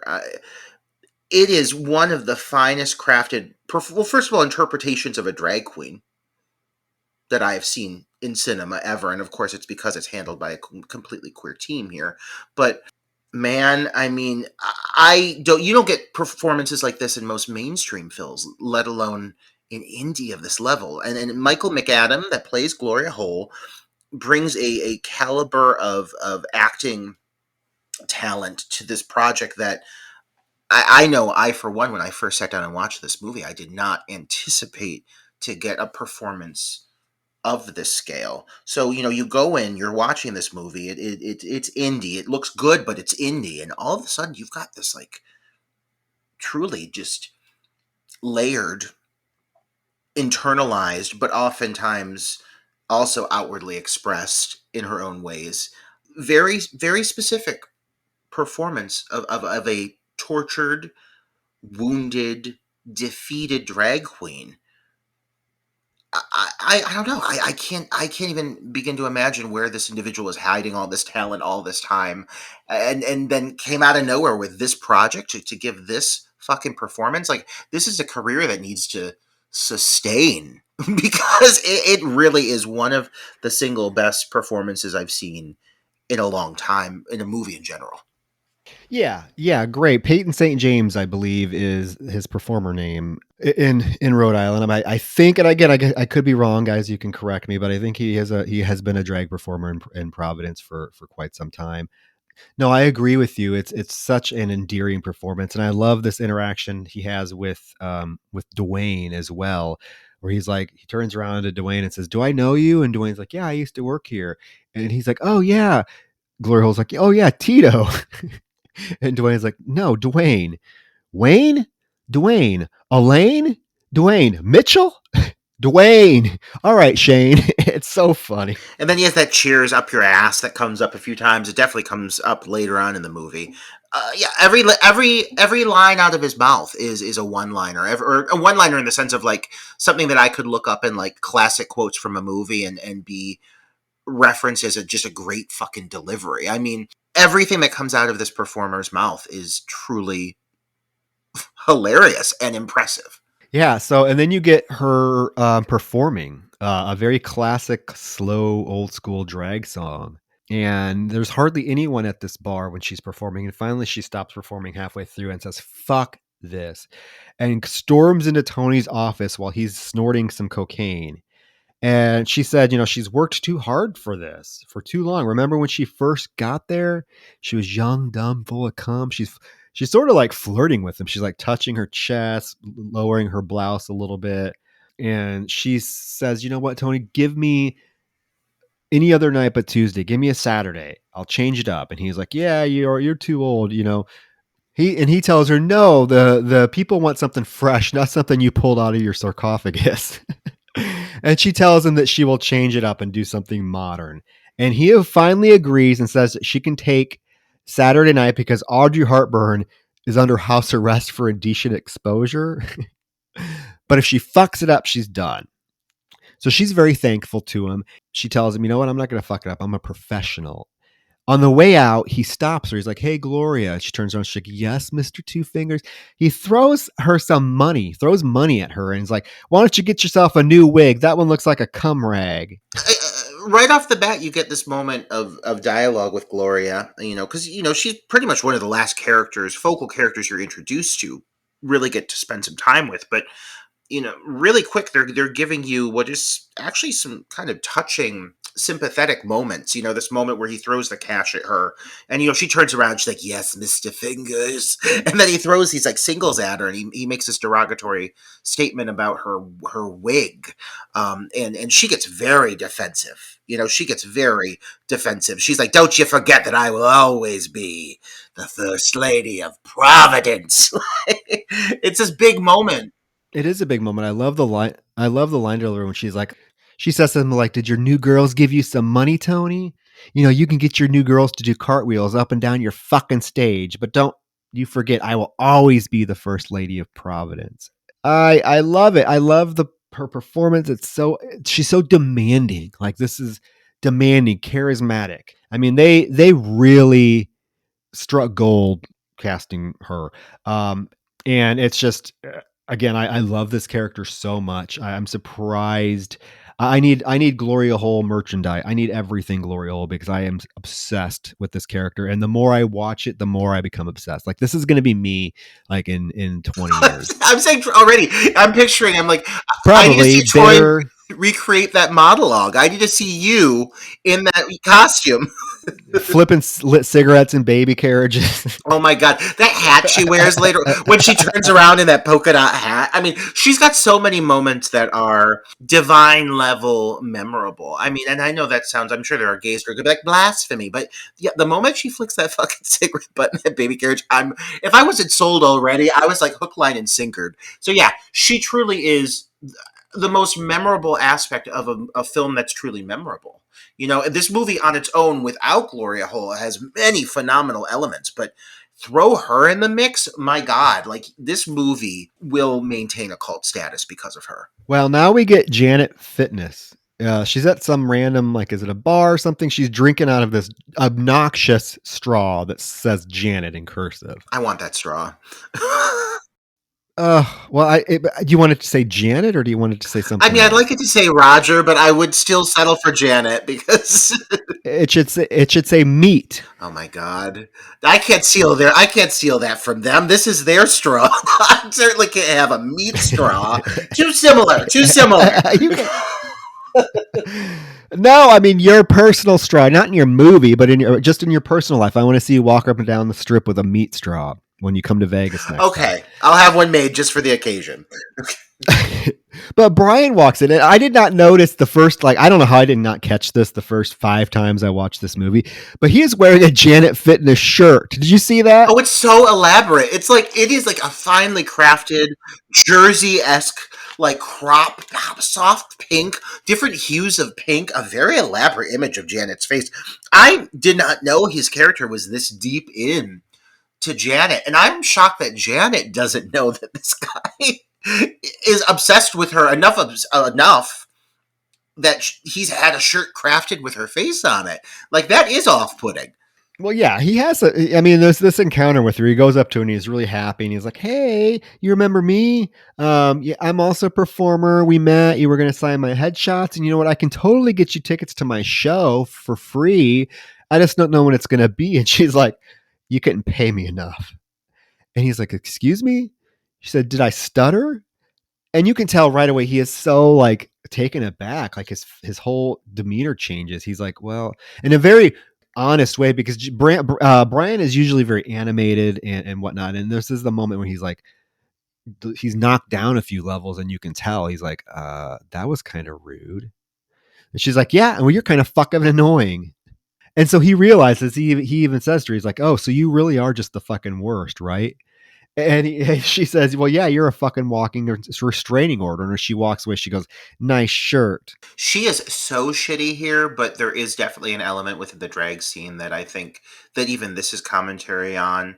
There is a cattiness. There is, I think, a level of, I guess, cruelty, I will almost say. Like, there's quite a lot of judgment. I mean, drag queen to drag queen. There's a lot of need to take your thoughts and feelings to social media and spill it all out on the stage and tear each other down. And I do think that one thing I appreciate from seeing drag really kind of step out into the forefront is when you get to see moments of like camaraderie between drag queens, because this is this thing that is constantly fed into, that there's always turbulence between drag performers. I don't think that needs to be the case. I think that there are lots of amazing artistic performers out there who have their own take on it, and to see them kind of lift each other up and raise each other up is really rewarding, because I think it doesn't need to be a form of self-expression that needs to tear others down. And with everything going on with drag culture right now, like, if anything, like, drag queens need to come together more and work in unity. And I think we're starting to see a lot of that, which I really am happy about. But seeing this personality, because listen, I'm going to say it right now. I dabbled in drag for multiple years, and it was something that I considered like a big chapter in my personal self-evaluation of who am I, where do I fall under the LGBTQIA plus umbrella, how do I identify, that was a big question I had for a while, and drag was a big chapter for me, and so seeing this kind of personality existing within this world really rang true, and again, really well played. I mean, everyone in this movie shines, but Janet is really phenomenal in this role and brings that cattiness across in a really believable way. Yeah, you definitely come to despise her character pretty damn quick.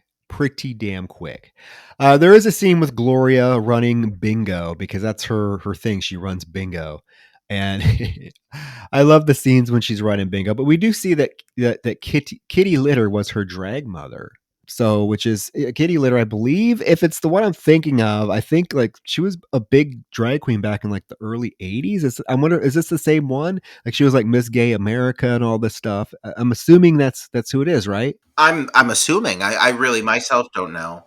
Yeah, there shouldn't be another drag queen called Kitty Litter. But if that's it, it was kind of a nice little touch to have a very well respected drag queen be Gloria Hole's mother or drag mother, because then that just again falls into line with how Gloria Hole is feeling about being so like feeling like she's been like disposed of so easily when she comes from a line of performers that are very prominent. Dwayne is walking with Brian, who is now wearing a black headpiece because he's mourning Janet being dead to him. And there's this moment where he says, and I like this, there's this moment where he tells Dwayne that she's a monster. And Dwayne says they're all monsters. Tony's a monster. They're all monsters. And it comes into play very later in the film during the climax. And I like that sort of that it was kind of comes full circle. And, Dwayne makes a comment, why do everyone in position of power have to be bad? And Brian says, maybe things have changed. And Dwayne's like, no, nothing's fucking changed. I got to get to work. It's a cute little moment. They're walking down the street holding hands. It's a nice little kind of tender moment between the two of them. Yeah, those two are given a lot of time to develop a friendship, a relationship together. And I like that it never touches on like sexual, because I do think that's something that like the importance of the few queer relationships you have that are not sexual, I think are oftentimes as you start to age something to be treasured, because like let's be real, like it's the gay man's handshake. You sleep with a lot of your friends. I mean, it just is what it is. And so seeing these two having formed just like a really true, genuine friendship together is very endearing. I mean, they are a very endearing duo. And you do come to care about both of them and the relationship they share for each other.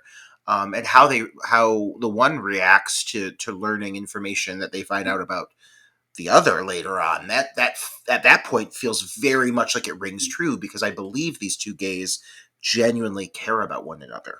Back at the bar, Audrey Hartburn shows up, and she apparently is off house arrest now because she found the judge on Pounder. But Janet tells her that, oh, sorry, Tony gave your spot to Gloria Troll on Saturday.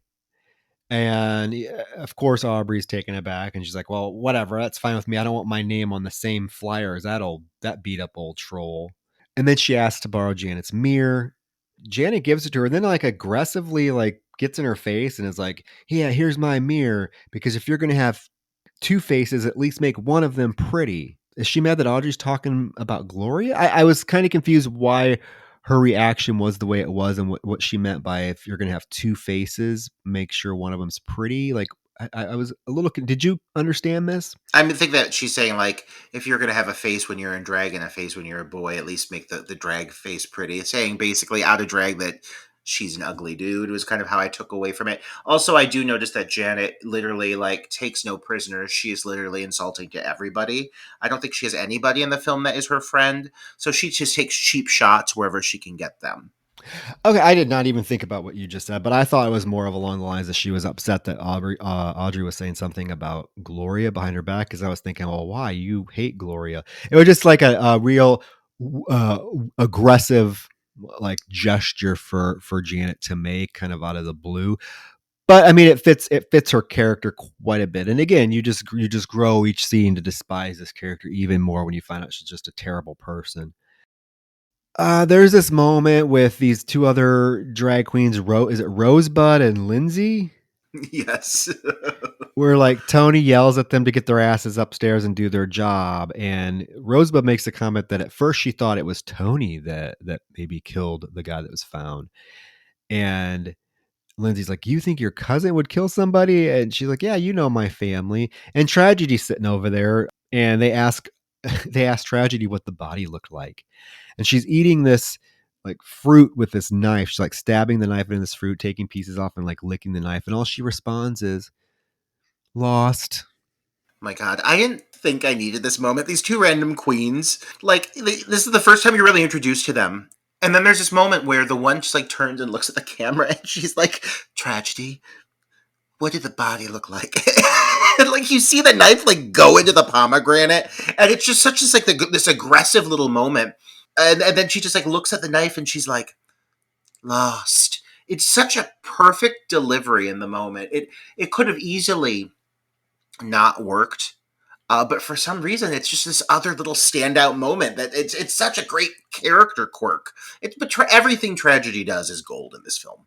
Mm. Oh yeah, and that Rosebud with her raspy cigarette smoking voice. I'm the mayor of this goddamn bar. I believe it. I believe it, Rosebud. Rosebud's fiance, right? The bar is closing, and the bartender tells Audrey that he cannot. Asks if she can stay for him, and she says okay. So she goes downstairs. She's counting her money. She's like, "This isn't even enough for nails. God, this town is cheap." And a figure comes up wearing this like mirrored mask. It's just like a whole mirror. It looks like just a round mirror over their face. She thinks it's tragedy, of course, and she gets up and gives this mirror a very passionate kiss before grabbing her mirror and saying, "Mirror, mirror on the wall, that Janet is such a fucking bitch." And all of a sudden, the person grabs her face and smashes her face repeatedly into her mirror. And it's pretty well done. You see the chunks of her face is embedded with all these chunks of glass. Her death shot of her face, laying sideways facing the camera, and you just see all the glass pieces embedded with blood pooling out from each of them. It's pretty well done. Oh, she looks great in this moment too. I mean, this outfit, she's selling it. She's selling it. And this whole little moment, this character, she's not really been huge, but she's had a little more time to develop than, other previous kills. So this whole like sequence, it feels like they really give her like a grand send off. And yeah, like once they start doing like the face to the glass and coming up and she has like a big scream and then she goes down again and there's more glass. That final shot on her face, I fucking love it. I mean, it was, I don't want to say it was lost to me, but I just forgot that like you said earlier, every kill in this is a spectacle. Like that's absolutely the truth. Like they take their time. Each and every kill is like a moment to be savored. And this is certainly one of those. Like it stands out. It's very well shot. They put so much care and attention into the details of their kills. And I really appreciate that about this film. Yeah, no, the kills are definitely, I think every kill is a standout in this film, honestly, in one way or the other. There's this little moment where Wayne sees Gloria Hole walking down the street carrying her bingo cage, and he waves at her. Oh my, I love and that. She's like, I fucking love it. It's so fucking like carrying that goddamn ball, like all the balls clanking around in her arm. It's so fucking and she funny. says, "I don't have any cash." It's so stupid. Oh my god, I love these little moments though. Oh, it's great. Yeah. At home, Dwayne basically comes out and shows Brian the outfit that he has to wear for that evening's Mask for Mask ball, which is the outhouse's biggest event of the year. And it's basically your typical, like what you would expect. It's a very gay, tight-fitting blue shorts, a rainbow feathered like harness thing. He looks great. It's very gay. And Brian's like, "Oh my God, I'd kill for your skin." Which I like because that becomes the tagline for their movie. I believe that's on like the poster art. I kill for your skin. I love that line. And then they chatter about how the relationship is so like Elphaba and Galinda. Again, cute little moments between these two. You really buy their friendship, and they have great chemistry together. You really believe that these two know each other in real life, which they do, and that they're friends in real life, which they are, because it comes across so truthfully on film, honestly. Oh, I feel like a lot of these little things are things that they've probably said to each other before. Like it really does. Like that little bit about him being like, "Okay, our relationship is so Elphaba and Glinda, walk with me on this." Like the little things that he says, I don't know. It's very authentic. Yeah, well, the bar that evening, the outhouse is having their Mask for a Mask ball, and Janet's in Tony's office. She is mad that he is letting Gloria Hole perform. She's like, "I cannot believe you're letting Gloria Hole ruin the biggest night of the year." And basically he tells her, she doesn't well, first of all, he says she doesn't have much longer.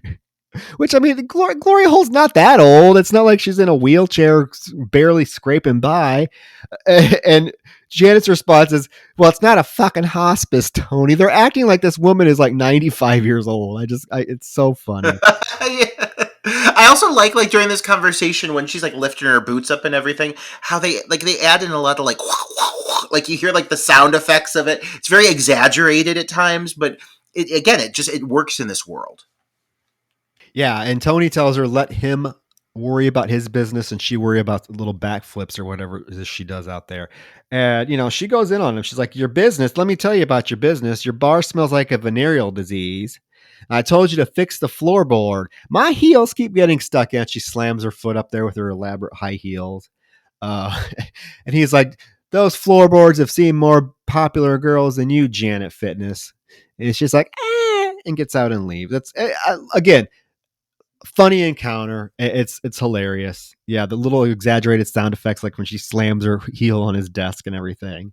We now get Rosebud's fiance performing a very old school old school fashioned drag song, and I want to know, like, I don't know. I mean, it's funny. I'm sure it's meant to be that way, but like this Rosebud fiance seems about the same age as Gloria Hole and performs just as old fashioned songs as Gloria Hole does, but everyone seems to love this Rosebud. I'm like, kind of, what's the deal here? Troy, Rosebud is the mayor of this bar, so you can't come for the mayor. I don't feel like you Well, there. I don't know. This the structure within this gay bar, like there are like there are so many queens. You're still meeting more of them as you go along. But yeah, I mean there is like a hierarchy within this gay bar. Gloria is definitely at the bottom of it. Everyone takes cheap shots for Gloria. She doesn't seem like she has anybody that she can really turn to. And I do think when it comes to like this moment, like there's this moment with her talking with Janet in the dressing room that happens here, that she's smoking the cigarette, and they have this like really awkward tense moment together where she says that whole line, "My beautiful He-Man shouldered sister." Like it's there's so much animosity between them. This has been like a long time developing, but God, like I can't even imagine being Gloria Hole and just going to work on a goddamn daily basis. I mean, every Tuesday must be fucking miserable for her. These queens are just so cold. Oh, I love their encounter in the dressing room where Gloria just starts hysterically laughing at her while she's lighting her cigarette, and is like, "You think you're gonna Oh, stay? it's so good. You think you're gonna stay young forever? Every bleached asshole expires." And then, Oh my God. as Janet's leaving the dressing room, Gloria says, "Do me a favor, nail that death drop for me." Oh yeah, like there's so much that comes back and ties up nice and neatly, like little pieces of dialogue, little things that are referenced. I think you saw that a lot in Saint Drogo as well. Like these filmmakers are really good at tying up loose ends here, and they intentionally plant all these little breadcrumbs for you to follow that do come back into play. But goddamn, I mean, this scene. I mean, even the bingo scene earlier, I gotta say, I could watch that scene on repeat. Just the scene of him talking to that fucking memorial of kitty litter, just being like, "It's the end of a legacy," or like whatever he says. Like, I mean, every little moment with Gloria is stellar, but some of these moments where she starts to go darker, really like fucking creepy. I mean, it's so well done. Well, it leads to Gloria Hole's performance that evening, which, remember, she said she was going to do something more modern. And she comes out on stage. Hardly anybody claps for her. And she's wearing this outfit that I think she looks great in. It's like this hot pink wig, yellow boots, this colorful bodysuit with these flared shoulders. And she starts to perform this song called hashtag I swallow. I mean, I think that's the only lyrics to the song, isn't it? Hashtag I swallow. It is so uncomfortable. And she is trying, bless her heart, she's trying. She looks so awkward, so uncomfortable. There's this moment where like she tries to, do like get down and do like a split and she falls. And she starts like humping the stage and the audience is not at all impressed. They're laughing at her. and the performance ends, and someone in the audience yells, "Yeah, Grandma, fuck it up!"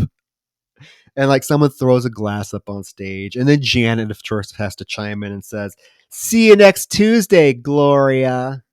And she runs off stage and goes back into her dressing room. In the meantime, Dwayne has seen this. He realizes that this might have been the patrons might have gone a little too far.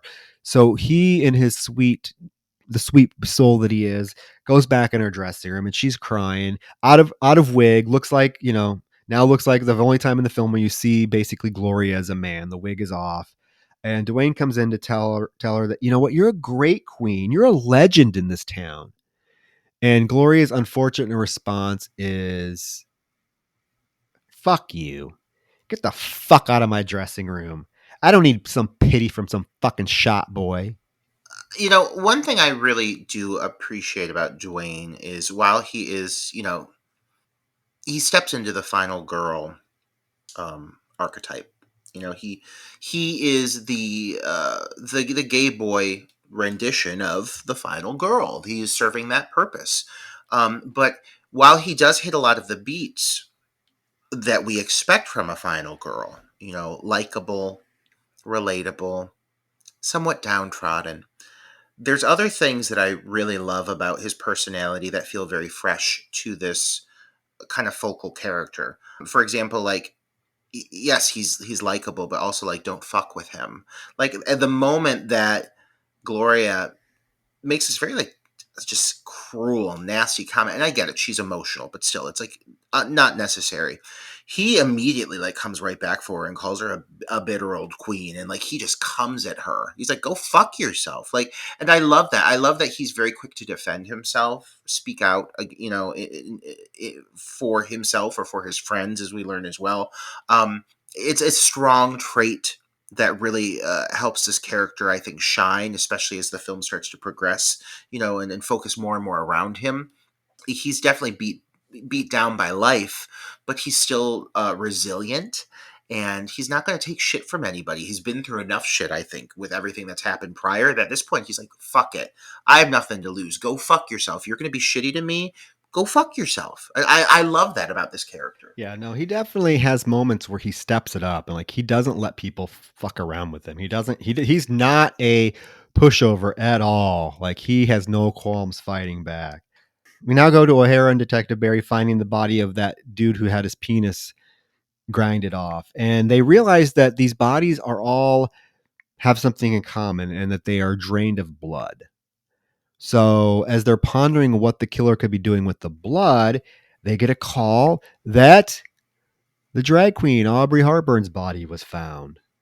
Now we do get this little scene, and God, I've heard that, like in like reviews and stuff that I've read about this film and stuff, I have heard that people think it may be a little bit too long, and that certain scenes could have been cut from the film, which probably I don't know which scenes I would cut from the film, because I fucking love every single one of them. And like, this is an example of a scene that probably could be cut from the film and it wouldn't affect anything. But if they cut this from the film, I would have been extremely pissed, because I love this little scene.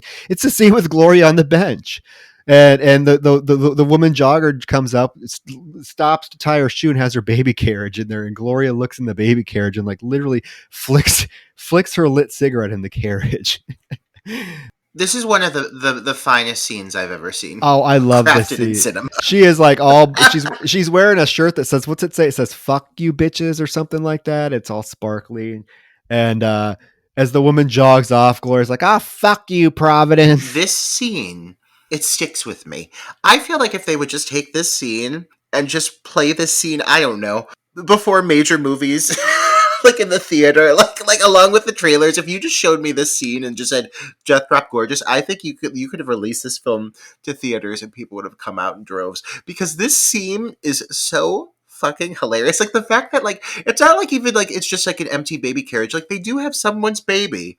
Like there is a baby, and they have a moment where it cuts to Gloria looking at the baby, and then it cuts back to the chubby baby like looking back at Gloria, and then she electively chooses to ash her cigarette or flick her cigarette in this baby carriage. Like that baby's gonna catch on fire. I love, and lest we forget that we haven't acknowledged yet that we never were aware that was Drew Barrymore, by the way, cat's eye.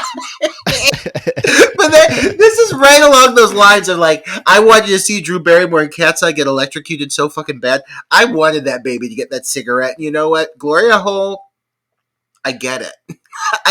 I'm picking up what she's putting down. Oh, I love it. I love it. There is a scene where O'Hara and Barry are back in Tony's office talking to him about it. It looks like they have a serial killer on the loose. He's upset. Tony's upset because he's like, I paid you two twats a shit ton of money to make this go away. And they tell him, you know what, we'll do what we can, but we're going to need surveillance. We're going to need to surveillance your place, interview your employees. It's like, what, you want my last two fucking fingers too? And then that pup is in the corner. It's like growling at the detectives. So, that fucking pup. That pup has such an interesting story for being a character with no dialogue. And also, do we ever find out why Tony Two Fingers only has two fingers? Is that ever explained? It's not, is it? It's never explained. No. That's a bold move, like bringing in the fact that a character has two fingers by actually like involving it in the character's name description, Tony Two Fingers, and never telling us the audience why he only has two fingers. But you know what? I'll take it. I appreciate that about that character as well. We get a homoerotic scene of Barry and O'Hara at the police station. Barry's rubbing O'Hara's shoulders as O'Hara's looking at surveillance video from the night that the dude was killed with the meat grinder. And Barry makes a comment. He's like, you know, I bet this would feel better if your shirt was off. Oh, and they watch the video and they do see like the encounter, because there was the moment at the bar that evening when Dwayne purposely bumps into that dude that says he wasn't into blacks and tells him to fuck off. And they see this on the video. So they automatically think that maybe Dwayne could be the killer. O'Hara's like, I don't know. What would his motive be, though? Barry says, well, maybe he's just a psycho homo. Simple enough explanation, right? What more do you need?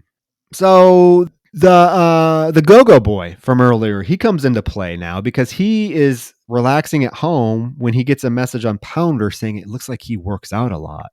And his response is like, duh. And the person's like, hey, do you need a massage?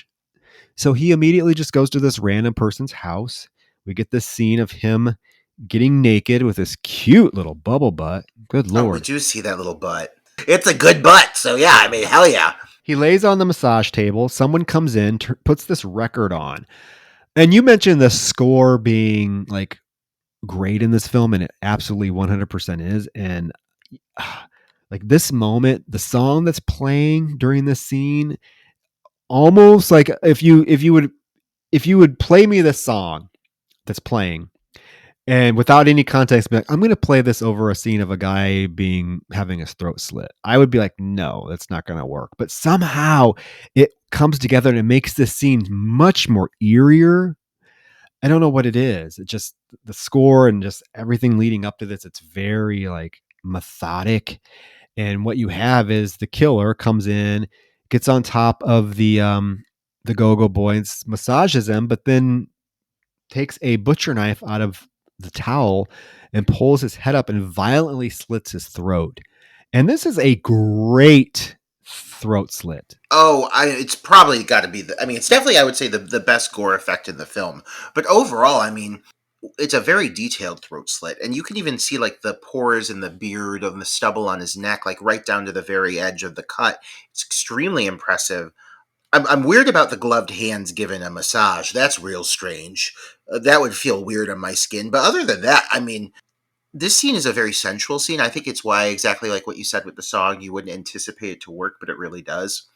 Because there is an element of eeriness to this whole sequence. And you get the shot of like his face looking through the hole in the table. And once you realize like what's about to happen, like there's nothing this guy can fucking do. So it just, you get these like really uncomfortable shots of the hand like kneading the skin and everything. It's all oiled up, and then shink, you just see this amazing cut, and the blood is excessive. I mean, they use so much fucking blood in this movie. It's truly impressive. But I love that, this is not a queer slasher that made the kills secondary. It is very much at the forefront of the film. And again, when they serve up these kills, it is messy. I can't even imagine the cleanup after this fucking scene. You know, Roger, this might sound funny to you, but like I love the kills in this movie. I'm a slasher fan. I love the gore, the build up to a kill. But oftentimes I forget with this film that I'm really watching a slasher film because I'm so engaged with what's going on with the characters between the kill scenes that sometimes when the kill scenes come about, you're like, oh yeah, this is a slasher film because I'm so thoroughly entertained by everything that's happening that, I mean, hell, I want to see this turned into just a strict comedy because I'd be all there for it. But yeah, and then they drain the blood being drained into this bucket as he's holding this dude's head up, and just the throat is gashed open, and the blood is draining into this bucket. It's pretty effective and pretty impressive, honestly. It must be the next day because O'Hara and Barry find the body of the Go-Go Boy already, and he's drained of blood. Barry does make the comment, is like, when they pull the sheet off, Barry's like, wow, he has great abs. There's this montage then of Detective O'Hara and Barry interviewing various employees of the bar. They interview Tragedy and they're asking her name, and she says, I'm Tragedy. And they're like, yeah, that's all good and well, but we need to know your name for our report. She's like, I am Tragedy. And they interviewed Dwayne. They're like, hey, do you know this guy? And they show him the picture of the meat grinder guy. He's like, yeah, I thought I saw him around here. Well, his body washed up and he was drained of blood. And Dwayne's like, do I need a lawyer? And then they interview Gloria. And this is that moment where they go into her dressing room and they're like, Gloria Troll, your colleague said we could find you back here. And she turns around, she's wearing that very glamorous black and white hat. Oh gosh, she's so elegant. I know. I love her moment here where she turns, like I mentioned this earlier, she turns to the officers and she's got this like gigantic polka dot hat on, and she turns and she like busts this big smile holding her cigarette. She's just oozing personality in every single frame. She tells them that Audrey must have a shaved asshole because Tony likes him smooth. So Tony and Audrey have slept together, and Gloria's like, it's just safe to assume that Tony has slept with all his employees. In fact, I think he single-handedly gave the town syphilis.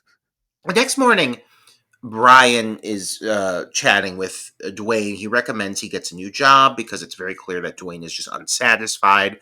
Again, something we can all relate to.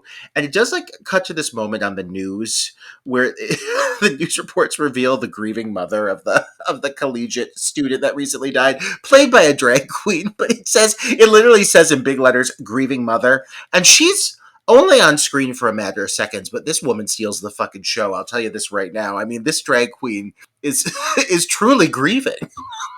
But there's also this moment where Tony goes into his office after the detectives have interviewed everybody, and Janet's sitting in his office chair. She confronts him about his business, and she's like, bartenders are quitting. The girls backstage are petrified. I've never done a split for an empty room, and I'm not about to start now. And he tells her, like, drag queens are like you are a dime a dozen. And she's like, keep telling yourself that. Pretty soon all you'll have is a dime.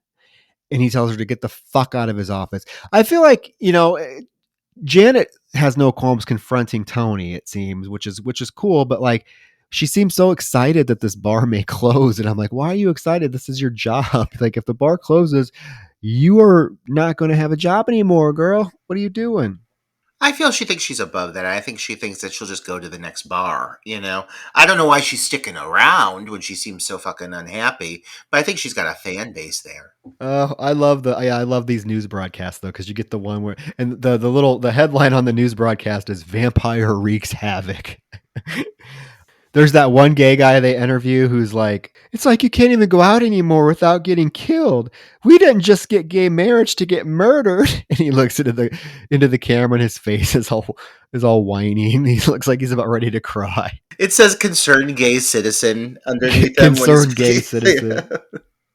And what does that mother say? She's like, and I will not stop writing my blog until I get justice. And then she slowly shuts the door as she's staring at the camera. Oh my God.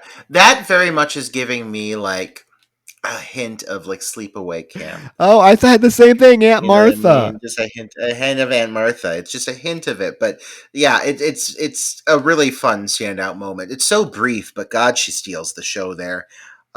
Let's talk this next scene. You got this scene coming up here in the bathroom stall where you finally see Dwayne get some action. And I gotta say, this guy that Dwayne's getting up on, even though he asked him to fucking party, god damn it. Everybody and their fucking brothers partying. But this guy's pretty fucking hot. I mean, he's hot. He is hot. And I'm glad you brought up the whole partying thing because it's the one moment in the film where I'm like, oh, Dwayne, no, because, Dwayne seems like such a wholesome, has a shit together character. And I wish they would not have made the choice to have this particular scene happen because it kind of, for me, it puts a damper on that. And it kind of goes really nowhere. I get why it's in there, but I guess it was to kind of hammer home the idea that this is a pretty rampant problem in the gay community because, it doesn't take much convincing for Dwayne to get into a stall with this guy and snort coke. And not only that is they snort coke and then they literally start to make out and Dwayne ends up going down on the guy. And then they are apparently, or at least in Dwayne's mind, they seem like they're like a couple now because now they're out on the dance floor, like kissing and Dwayne buys the guy a drink. And when he gets the drink and turns around to go back to the guy, he sees the guy kissing this other guy. So he like throws the drink in the other guy's face. And then the guy that he randomly blew in the bathroom punches him and they get into like this fist fighting match. I wish my love affairs were that fucking like turbulent and torrid and filled with passion that you go from blowing a dude in a public bathroom to pounding their face in on a dance floor. I mean, it is a sudden change, but I like that we do see also this aspect of Dwayne where he's a little uncontrollable, like he's got a temper. He just swings for this guy, and like it wasn't expected. You wouldn't anticipate that this guy would just be fucking right hooking some dude to the jaw just after sucking his dick. But I like that trait in a character. I like that in a man. Yeah. And I guess it gives us a glimpse of that Dwayne is also like not afraid to throw fists when necessary, right? Because that comes into play at the end of the film quite greatly. Very prominently. Yes. We now are at Gloria's house and she's cutting cantaloupe to make a fruit salad, which the doorbell rings. And all these little quirks that Gloria has is just like a perfect example. Like she's smoking a cigarette, cutting this cantaloupe, the doorbell rings, her hands are covered with cantaloupe slime, but there's no towel around. So she like licks her palms to clean her hands. And then she goes to open the door and she opens it and it's Brian. That scene that you're talking about with Brian telling Dwayne he should quit his job, he also mentions that he is auditioning for a new part. And the character is like a has-been washed up alcoholic. So he is going to go ask Gloria Hole for advice on the character. So that's why he's at Gloria's home. I don't know if you caught it or not, but he introduces himself as Brian O'Hara, which O'Hara is the last name of the detective, right? So are they supposed to be related, do you think? I didn't even put that together. Yeah, he's like, hi, I'm Brian O'Hara, and you have Detective O'Hara. And I'm wondering, was there something maybe cut from the film that says that they were related? Former lovers. Maybe. Maybe. I like that the reaction here is instantly, I'm Catholic. Yeah. I'm Catholic. By the way, it's such a good response. Yeah, she shuts the door and he knocks again, and when she opens it, he has a bottle of whiskey, so she lets him in. And I like this. I like the scene. It's so funny watching Gloria Hole's facial expressions as Brian rambles on about how he understands her drag. It's a little dated, but it's what drag's all about. You're an icon. It's like you're like one of the original divas. That's what the original divas did. And she's just rolling her eyes and she's like, if you can excuse me for a moment, I have to go get ready for bingo. And he's like, yeah, no problem. Maybe when you come back, we can dive deeper into my character. the look she gives him, it cracks me up. It is so funny. But when she's in the bathroom, she goes into the bathroom to pretend that like she's taking a piss or something. And what she's really doing is drinking and smoking. Brian wanders upstairs into her house, which I thought was very like kind of not cool of him. Just to like go up to her upstairs and like start raiding her wardrobe. Like he takes one of her dresses, her wig. And so when she comes out into the bathroom, she sees Brian in her wig and her dress. And he tells her he's considered doing drag for a while and that he hates Janet Fitness and that maybe she could be his drag mother. And you can tell she is not at all pleased by this revelation at all. To the point that she reveals something right here that I was, on first viewing, I was not anticipating to just have this handed to me as a plot twist at this point in the movie. But I mean, this is where they reveal it. This is when they reveal it. There's still quite a bit of the movie left, but this is when they reveal it because he's like, maybe I can be a singing queen. And he starts singing, she slowly picks up a knife, and as he's twirling around, he twirls into her and she stabs him right in the stomach. And she looks at him and she's like, bravo, bitch. So Gloria Hole is the killer. Unexpected, but also completely expected. I mean, there's so many characters in this that to a certain extent you kind of suspect in one way, shape, or form. But they were laying it on so heavy with her just being so miserable, that I guess my mind just like the first time I viewed this, it didn't go there. So then when you realize that they've intentionally, I think, been setting it this whole time just to make it clear to the viewer that, oh, she is definitely the killer, and there's a lot more to kind of learn about that. There's still plenty of information to take away. It's not just like she's just a knife wielding maniac who's simply out to get a head count. Like, there's more behind it. So I think they had to kind of introduce this aspect earlier on in order for the rest of it to have time to really be explained properly. But I like this aspect of the story because, again, it doesn't feel like every slasher you've ever seen. Like you said earlier, there's times you forget you're watching a slasher, and I think that's very true because it's a very character-driven film. So the fact that they don't follow all of the typical beats of every other slasher we've ever seen makes this movie feel even fresher. Well, she stumbles into the living room and sits on her piano bench and takes out a cigarette from her ear and lights it with a lighter from her wig, and she just starts laughing. But then she hears a door close. So she's like, fuck, and she gets up. And Brian is stumbling down into her basement. And when he gets to the cellar doors and throws them open to get to the outside, she is standing there with her parasol. She has a parasol now. And Brian's like, you old bitch. How do you even move so fast? And she responds by kicking him in the eye with her high heel. And it's a cool sequence. There's a cool shot of him falling backwards with the high heel embedded in his eye. And then when he hits the basement floor, we get that close up of his face with the high heel in his eyeball. Again, all the gore is super impressive. You know what else is impressive? Dwayne in those gravestone briefs. Oh, Wayne yeah. just laying there, looking thick, those thighs looking thick and good. Good for him. Good for him. Yeah, I mean, I even messaged him. I was like, where did you get those briefs? I mean, it turns out they're a Speedo, and I can't get my hands on them, but I really like these gravestone Speedos he's wearing. Well, yeah, because he wakes up, he notices Brian isn't home when he goes to his room to ask him for Percocets. At the bar that night, there are literally no patrons, and she's like, I told that fat fuck this would happen. And Dwayne is like, well, yeah. Do you need anything before I take out the trash? And she looks at him. She's like, who are you? Again, more bitchy moments with Janet. Tony goes into his office and he is pissed that there are only 20 patrons at the bar on a Friday night. And he yells at his pup, and the pup gets up and like tries to, get on him. And Tony pushes him back. He's like, you only want to fuck when I'm angry. You're not even a real pup. You're a mangy mutt. And the pup growls at him.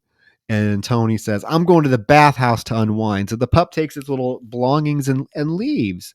And we get this moment, Roger, again, campy. If the film, this only works because the film has established itself with other moments of camp like this. But the scene is the pup is outside. He's in the middle of the street. Gloria's driving by looking for a twink. She's like, here, Twinkie, because she needs more twink blood. And she literally runs over the pup. And when she hits him, you do hear him yelp. Like a dog. Yeah. And then she smiles and she gets out, and the pup is literally dead, laying in the middle of the street with its intestines hanging out. Oh my God, it's such a gory reveal. Like, I mean, yes, he got ran over by a car, but like, I mean, the intestines are just spewed all over the cement. The poor pup. And he's going on a bit of an emotional journey here that you didn't anticipate. He just stormed out on his lover because he was tired of being disrespected. And he's about to cause a whole lot of emotional turmoil for Tony Two Fingers. I'll tell you that much. I mean, Tony Two Fingers dives into a depth of despair over what is the loss of this pup. I feel for him for the rest of this film. Oh, well, he is so distraught that he calls the detectives about his missing pup. And the Detective O'Hara is like, is he chipped? Oh my god, this dialogue. Oh yeah, it's funny. They ask, yeah, is he chipped? And then it's revealed, yes, he's chipped. So the detective tells him he needs to call the company to get the coordinates to find out where he is. And then we find out that Tony does indeed call and find the coordinates where the pup is on River Street. And Tony's like, you know who fucking lives on River Street? Gloria fucking Hole. There's one joke here that I really want to like acknowledge that I think is actually kind of awful. I mean, like it's very self-aware, this joke, but like what these people are saying, I would expect these people to make this comment. They ask, they're talking about this dog being chipped, but they're making all of these like canine-esque statements about this pup, and then the one officer says about last time he got away and that they had to use the chip to track him down, and he was found in front of the immigration embassy, as in like he was trying to like escape the country. Like, Troy, is this like a case of like human trafficking? Is this poor pup being kept against his will? I caught that too. I caught that line too. Yeah, he was caught in front of the. Yeah, maybe it is. Maybe the pup is being kept against his will, and he was just trying to get back home. Yeah, it's funny. There's a lot of little canine jokes throughout this little dialogue too. Like the officer Barry's like, I don't know if I should should I call the police or the pound or something like that. But they find out through calling the company that the pup is chipped by that the pup is at Gloria Hole's house. So the officers are going to go get the pup back. Tony is like, yeah, if she's behind it, I am going to there's not even going to be a trial for her. There's this moment where Dwayne has been like trying to call Brian. He keeps getting his voicemail. So at the bar, a coworker asked Dwayne what's wrong, and he's like, no, nothing's wrong. I just have a really bad feeling about tonight. And the coworker's like, well, Mercury is in retrograde. And Dwayne's like, what's that supposed to mean? Oh, this new coworker that steps in is like the new best friend for a moment. Like he's all of a sudden there's like this new coworker figure that's kind of filling the placement of Brian. It feels like in a way he's got a few little scenes with Dwayne, but other than that, I have no idea who this fucking person is. No, I have no idea. No idea. Just a new bartender. Yeah, they hired a new bartender. Gloria is in her basement and she is looking in the mirror, like pulling her skin back, kind of doing like the facelift thing with her hands. And yeah, she looks younger. Smoking a cigarette.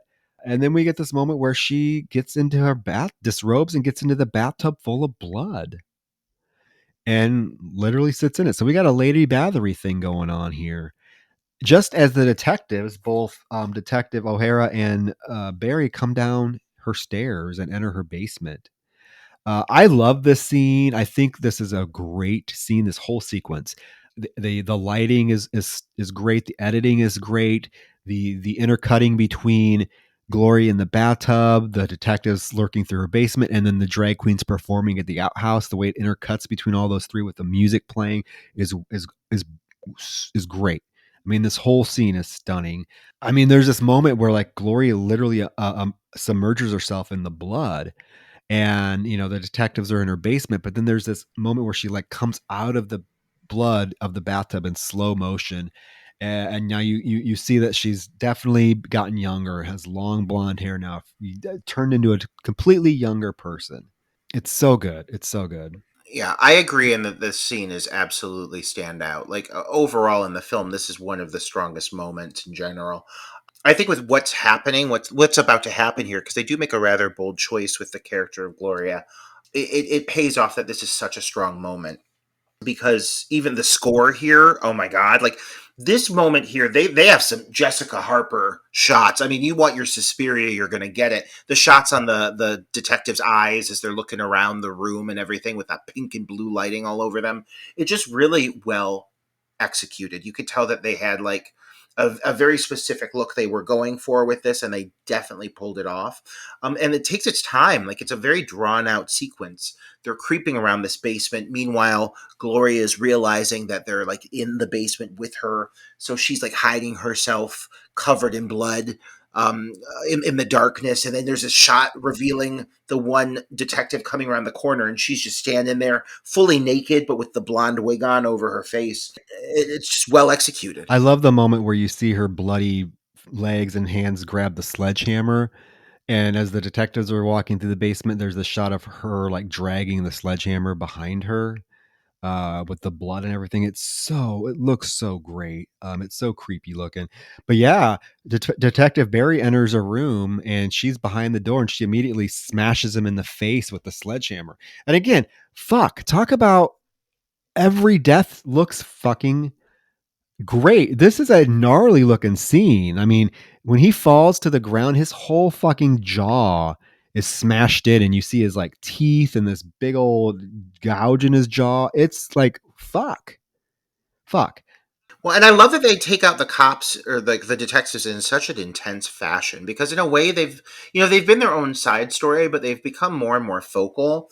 And so, like, you don't know exactly what they're going to do with these characters. Like, are they going to become major players? Are they going to get killed off? And they do get killed off, but I mean, they get killed off in brutal fashion. Brutal. I mean, like, it's extremely well done. And the way that they like light this whole sequence with a really heavy contrast does the makeup even more favor, I would say, because I don't know if they're doing this makeup themselves, if they have a team that came out, but whatever, they're fucking pulling it off. But they also make really good choices in how they like light these sequences, because it just makes everything look that much pulpier, and the texture really plays good, like a big factor in how shiny everything is, with the gore coming out of their head and everything, spewing from the guy's mouth. It just looks really, like, again, I keep using the term chunky, textured. But yeah, like, whatever choices they made with what they used for like the blood and the aftermath, the way it reads in this sequence specifically, the shadow play of it all, it just looks gruesome. Yes, because what happens is Detective O'Hara comes in and like sees his partner on the floor and he gets down to comfort him and he's visibly upset, but Gloria is behind him and smashes him in the head with the sledgehammer, and she gets blood splattered all over her face and everything, and she's loving it. But we do get the shot of the sledgehammer literally embedded in his head, and he's like gurgling and shit. And then there's a moment where she like licking the blood off of her fingers and stuff. It's such an impressively done scene, and yeah, the detectives go out in brutal fashion. But I love this whole sequence. It's so good. But then it dissolves into the outhouse bar where there's now a bachelorette party at the bar. So we got all these bachelorettes there, and Dwayne is annoyed. The bartenders are annoyed. I mean, this whole thing about bachelorettes using, gay bars has been kind of a debate in the gay community. Should, in terms of like, is that a good thing? Should they be allowed? Or are they invading our spaces? Whatever. So I do like the fact that they put the scene in there because it does kind of address that in a sense. Yeah, I mean, I'll even say, like, I love this moment so much that in Meet, I have a very brief moment with a small group of bridesmaids or bridesmaids, that it's like very very not focal, but it was definitely like, okay, I need to at least hat tip this moment, because I think that this was so well played. It's one of my favorite aspects about the whole what's building up to the finale, is that these girls are these fucking bystanders to what's going on, and they're loving it. Like, they I think they fully are aware of what's about to happen being actually like real, like an actual murder is about to happen, but they're so entranced by the performance and the showmanship of everything that they're still like cheering along. Like, I love these girls. I think they are hilarious. Each and every one of them is fucking great in this. But I get what they were going for with having this scene of a bunch of bachelorettes, because I personally know a lot of gay guys that get fucking absolutely livid when they see like bachelorette parties come into a gay bar. They get fucking livid. And wasn't it like RuPaul Yeah. or somebody that came out and said that bachelorette parties have no business at a gay bar, that they need to stick to their own spaces, that they shouldn't use queer spaces as a means to like maybe can't remember the word she used, like mock, or like it's a gay bar, something that should be like, ooh, we're gonna go there as a bachelor, right? Like I can't remember the word she used, but I know a lot of gay people, a lot of gay guys specifically, feel very strongly about that. And I kind of they don't go very deep into it, but you can tell by like Dwayne's response to them when he's like yelling at them, "What kind of vodka do you want?" And they're just loud and being obnoxious. So Tragedy is like backstage practicing her routine, Looking amazing, by the way. This outfit on her. looking amazing. Yeah. Dwayne asks Tragedy if she's seen Tony because he found the pup's vest outside, and Tragedy kind of just ignoring him. She's like spinning this shot glass, but all of a sudden she looks at the door and points very dramatically, almost like uh, Donald Sutherland's character in the Invasion of the Body Snatchers, that point he does. She lifts her hand and points. She's like, "It's beautiful." Just as Gloria, young, voluptuous, blonde Gloria, comes in.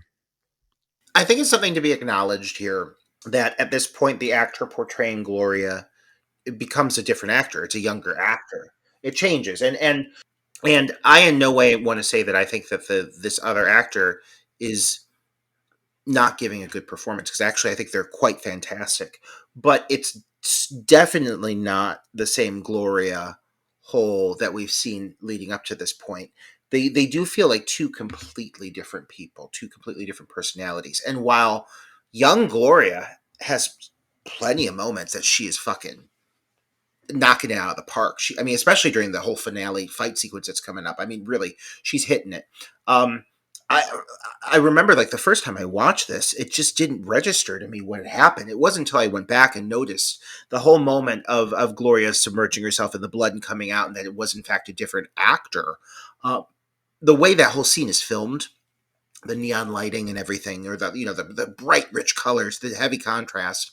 I really didn't even catch it at first. I didn't put it together until I went back and looked closely. I was like, oh my God, I see what's happening now. I think I was just so caught up in the execution of everything that I didn't even notice it the first time I saw this film. So I was kind of thrown off by what was happening. But like now, after subsequent viewings, coming back and knowing exactly what the storyline is that's at play. Again, fresh. It doesn't feel like every slasher I've ever seen. It's playing with some completely new territory now with this whole vampire element. And I will say that this actor, while it doesn't feel like Gloria Hole, it's still a really great performance. I really like where they go with this character. Yeah, no, I could agree with you on that. I can agree with you on that. I do like the performance, but yeah, I could see where it does not seem like the same character. And I feel like my first viewing as well, I was a little bit confused, but subsequent viewings, again, you kind of catch everything. But it leads to some great sequences with this new actor, because Janet Fitness comes on stage to perform her routine as Gloria sneaks under the stage. I love this whole moment too. It's very Carrie-esque, right? With Sue Snell under the stage, waiting for the right moment to pull the string. And that's what we get Gloria doing here. She's under the stage. She pulls out a knife and she's just waiting for that moment for Janet to do her drop. And when she does, she shoves a knife through the crack and the knife goes right through Janet's chest. The blood sprays the bachelorette girls, who at first are like, what the fuck? But then Gloria comes out from under stage and comes out on the stage and starts to perform. And so the bachelorette girls like literally think that it's just part of the show, and they're all cheering, and Gloria's performing this very aggressively screaming song. It's just like screaming. That's like the whole thing, and it's very fitting. I mean, the sound, the music, everything just really makes the whole sequence just that much more effective. Yeah, I really like that this harks back to the one line earlier in the movie where Gloria said, make sure you land that death drop. Again, they tie everything together really neatly, and I'm really impressed with that. Not a lot of loose strings left in this movie. And also Janet's complaint earlier on in the film that the cracks in the stage are too big. Yeah, it's very well thought out. And I also think this number, I mean, honestly, I think the whole finale, it just doesn't let up. I think the entire final act here is rather breathtaking, to be honest. But this number, when she's giving these like just like these shrieks, these bancy shrieks, and her face is all like contorted and just like filled with rage. This is like the right song track for this moment. Yet again, this song hits. It's perfect. Dwayne calls Tony to tell him that Janet is dead, and Tony's like, "Oh, I lost my pup. I have nothing." But how's the night at the bar been? He literally does not care that Janet's dead. And Dwayne's even like, Did you not hear me? Janet's dead." And Tony's like, "Oh, big fucking loss." And he hangs up on him, and he is mourning his pup. He even pours like champagne or wine into the pup's water bowl and drinks out of it. When all of a sudden he hears a dog whimper, and he's like, "Pup, is that you?" So he goes out on his porch. He gets a big gift box that's wrapped, brings it in the house, opens it up, and of course, could see where this is going. It is the pup's severed head. They're giving us a 7. They're pulling a 7 with this moment. Yes. I also really got to acknowledge that Chinese food that he's eating that's just sitting on the counter there. Oh my God, it looks so fucking good. The whole scene, I was like, God, I got to order some fucking Chinese. But yeah, this scene is fun. Well, and Gloria comes into his house and knocks him out with the electric knife, the handle of the electric knife. Dwayne is freaking out, but at the bar, Tragedy comes out, and Dwayne's like, "I think Gloria might have something to do with this." And all Tragedy does is hand him a bingo ball, and it's 069, of course, wink, wink. So that obviously tells him he needs to get to the bingo hall to figure out what's going on. And he gets an Uber, and we get a very, very brief cameo with Linnea Quigley. It's out of nowhere. I mean, Linnea Quigley, she's in a car. She's an Uber driver. She appears to be drugged out of her mind. Blasting rock music. She's got wide eyes. She's like, "Oh, I'll take you there." And you never see her again. But I'm happy to have her. I'm always happy to have ally Linnea Quigley. Linnea Quigley, who was born in my hometown. Every time we mention Linnea Quigley. My God. I've told you this before. Every time we mention Linnea Quigley, I tell you she was born in Davenport, Iowa. Linnea, me and Davenport. I'm always so impressed every time too. I know. Oh wow. But at the bingo hall, Gloria has Tony tied up to a chair and gagged. The stairwell reveal sequence. Oh, all the bingo balls coming down the stairs as she starts to come down. Oh my God. These fuckers know how to set up a scene, man. Yeah, she comes down the stairs looking great, and she starts to lip sync that song that she did earlier in the film, but the record album starts to skip. So all you hear for the rest of the film, and I think it adds so much, like it's just little things like this that, goddamn, add such a layer to the scene where all you hear because the album skips and it's like, I remember when. So it's the whole rest of the film. That's what you're hearing because the album is skipping in the background. So she shoves the rag back in Tony's mouth, and then she has this monologue that's delivered quite well about basically, she's been doing this since 1984. She stuck with Tony through thick times and hard times when the bar was raided by cops. She would go on and perform still after being busted up. But then she says, the community used to have a lot of heart and integrity, but you got fat and lazy while she busted her ass to get to the top. And she's like, these new drag queens, they just throw on a wig and some heels on a Friday and they think they're doing drag. And all they're really doing is just pounding their vaginas on the floor. And she tells them, don't you think that your audience is going to get bored of this Nicki Minaj type shit? She built this stage from the ground up. And you, Tony, thought I expired. But no, I'm forever. My tuck is everlasting.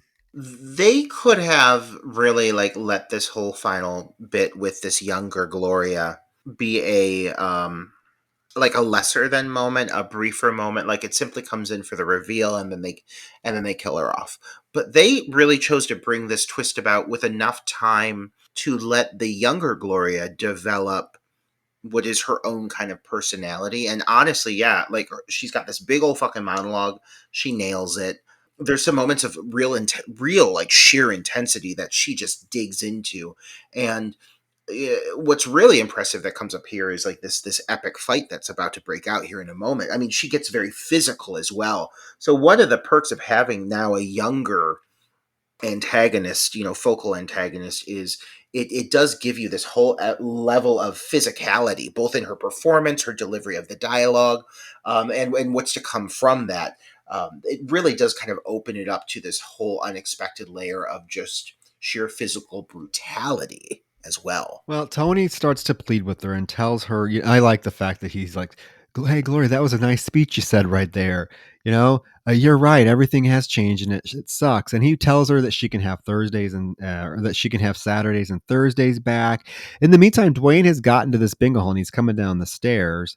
But she's like, "No, Tony, I'm sorry. What's done is done." And she literally takes the electric knife and proceeds to cut off his other fingers. How cruel. I know, now he's Tony No Fingers. But Dwayne like comes down the stairs and is like, "Gloria, stop!" And she like startled. She's like, "Oh my god, you scared the shit out of me, Tito." She consistently calls him Tito throughout this entire finale as well. I do want to acknowledge that. And I gotta say that Brandon in this moment is really selling those screams of agony. I mean, goddamn, like this is a painful looking sequence. Again, it's lit right.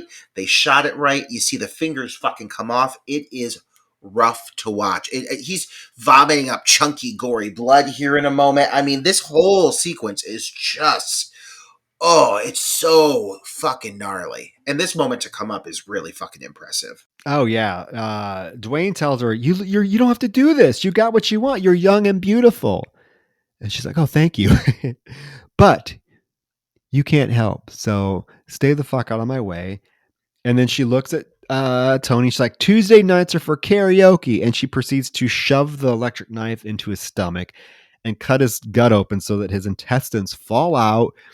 And not only that, as she begins to like pull them out aggressively and like holding up in the air, and she's like, "Oh my god, there's more!" And she starts pulling more of them out. Yeah, it's gross.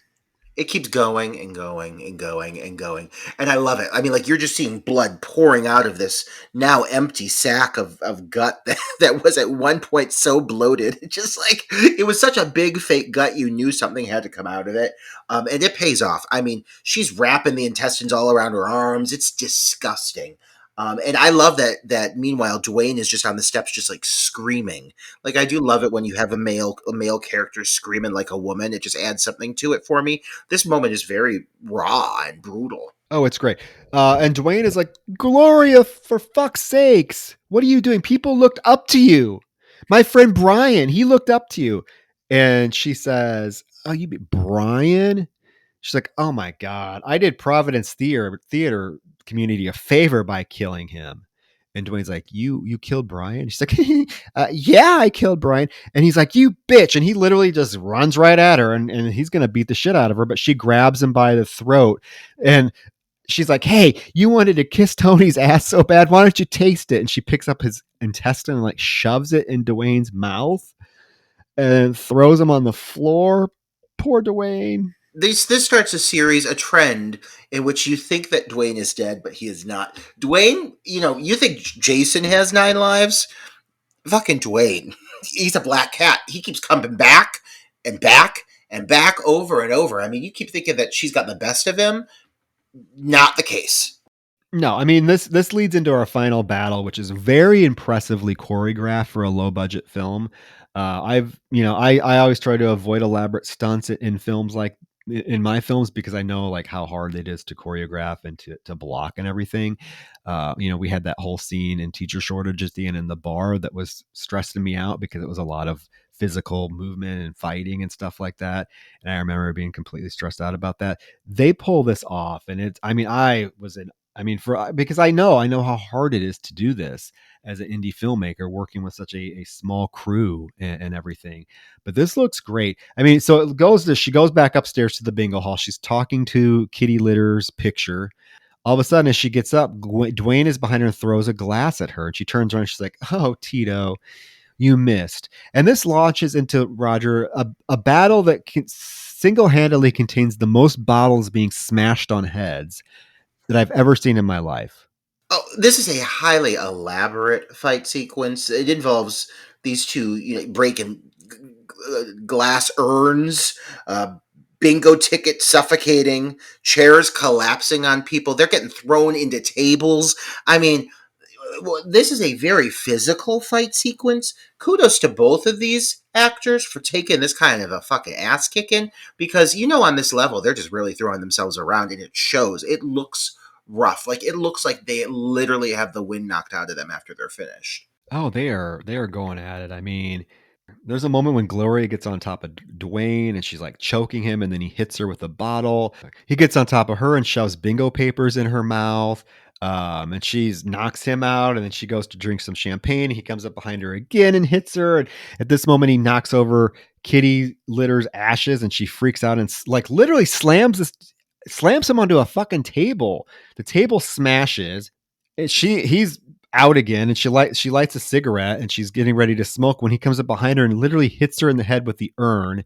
The ashes of kitty litter go all over her fucking face, and then he pulls this wall panel on top of her, and it fucking smashes her.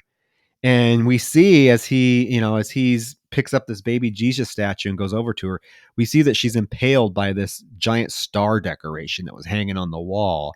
He raises the statue, and she's like, tell him Glory said to go fuck themselves.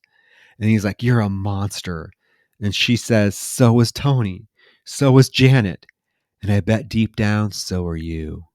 So I love that line because it harkens back to Dwayne saying everyone they were all monsters earlier in the film. And, now you get Gloria calling him out that maybe he's actually a monster.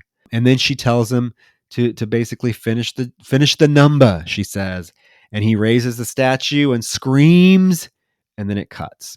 It's abrupt, unexpected, especially because you've got this building. I mean, this fight scene keeps on going, and I can't emphasize enough just how impressive this fight scene is, especially on this level. It really is. If you want a movie that takes its finale out with a bang, this film fucking delivers in spades. One of the most built up, hyped up, drawn out, but yet satisfying finales I've seen in a long fucking time. And again, to do it on this level, on this budget, hats fucking off to these guys. Then it cuts to black on this really like pivot, what you think is going to be this pivotal moment. And for a second, it's jarring. For a second, you're like, I don't know, am I satisfied with this? But I will say, after subsequent viewings, what this is building up to actually is, in my opinion, one of the best and quirkiest aspects of this movie. It's how it ends it, the note it chooses to end it on.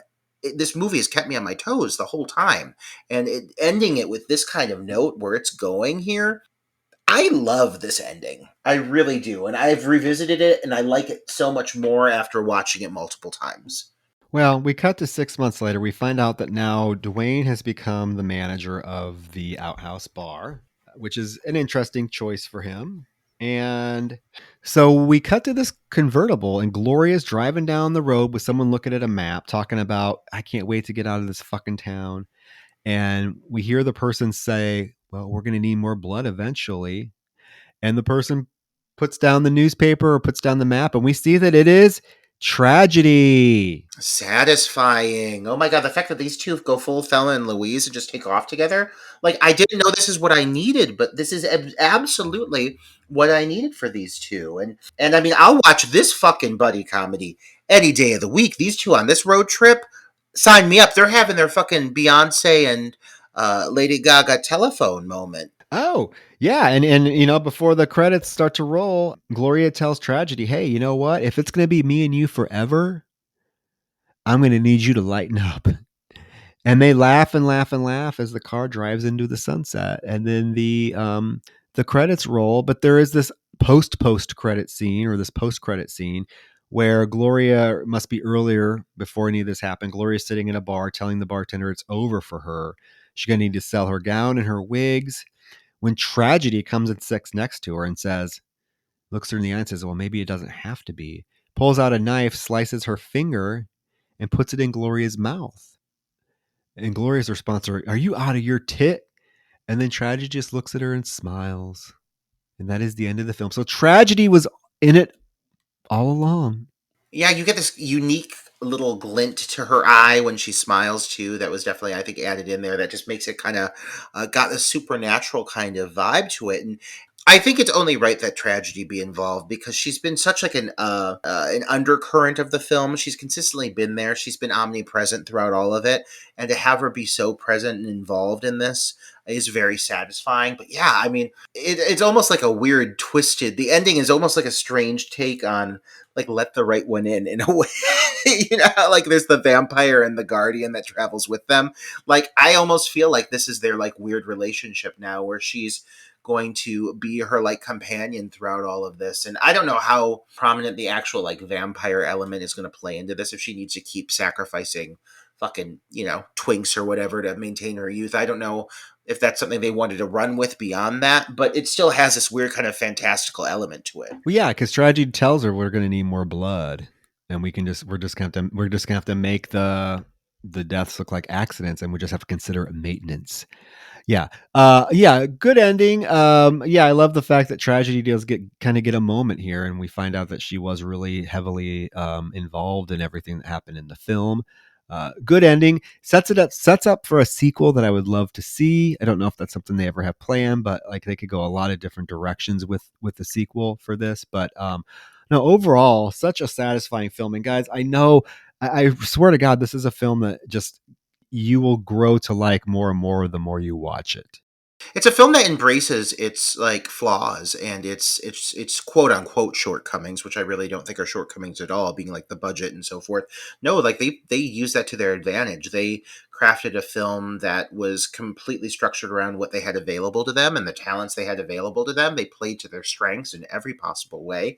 And I mean, again, I feel this is a film that for you and I as filmmakers, it's inspiration.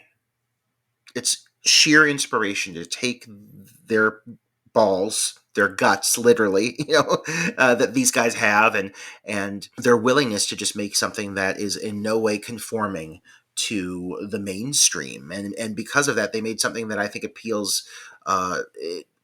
Overall, it appeals to the mainstream. I think that that's why this thing got on Shudder. I know it's developed a growing fan base, for good reason, and that's why movies like this, you know, 20 years later, are looked back on as classics. I think this film will probably only become better with age, and it will develop an ever growing fan base that's going to continue to watch this thing regularly.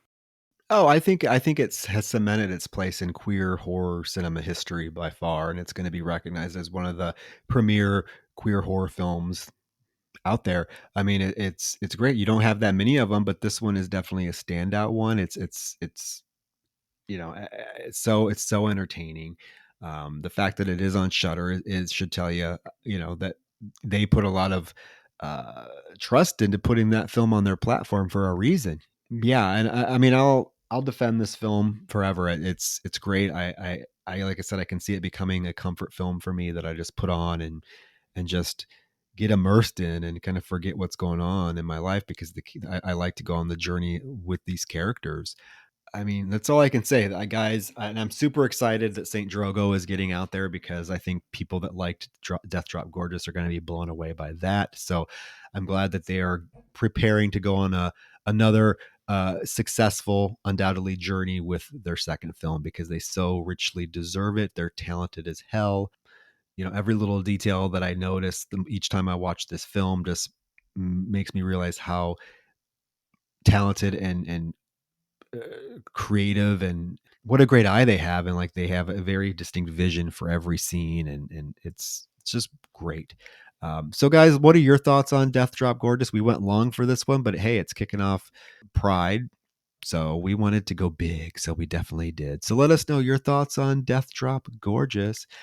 Yeah, so with that, Roger, any last thoughts? I just can't wait to see what these boys fucking do next, and I would be honored to fucking work alongside them and fucking run coffee on their sets. I mean, goddamn, just to learn from them, just to soak it up from them.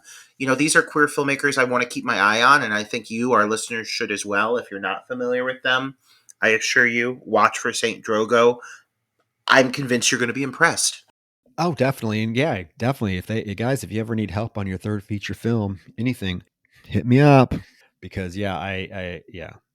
We're fans. We're fans. So with that, guys, we are going to call it an evening. We've gone long. Like I said, June is going to bring you some episodes with some guest co-hosts. So keep Roger in your thoughts and wish him well as he embarks on another cross-country move, but then also going into full production with Meat. So keep him in your thoughts.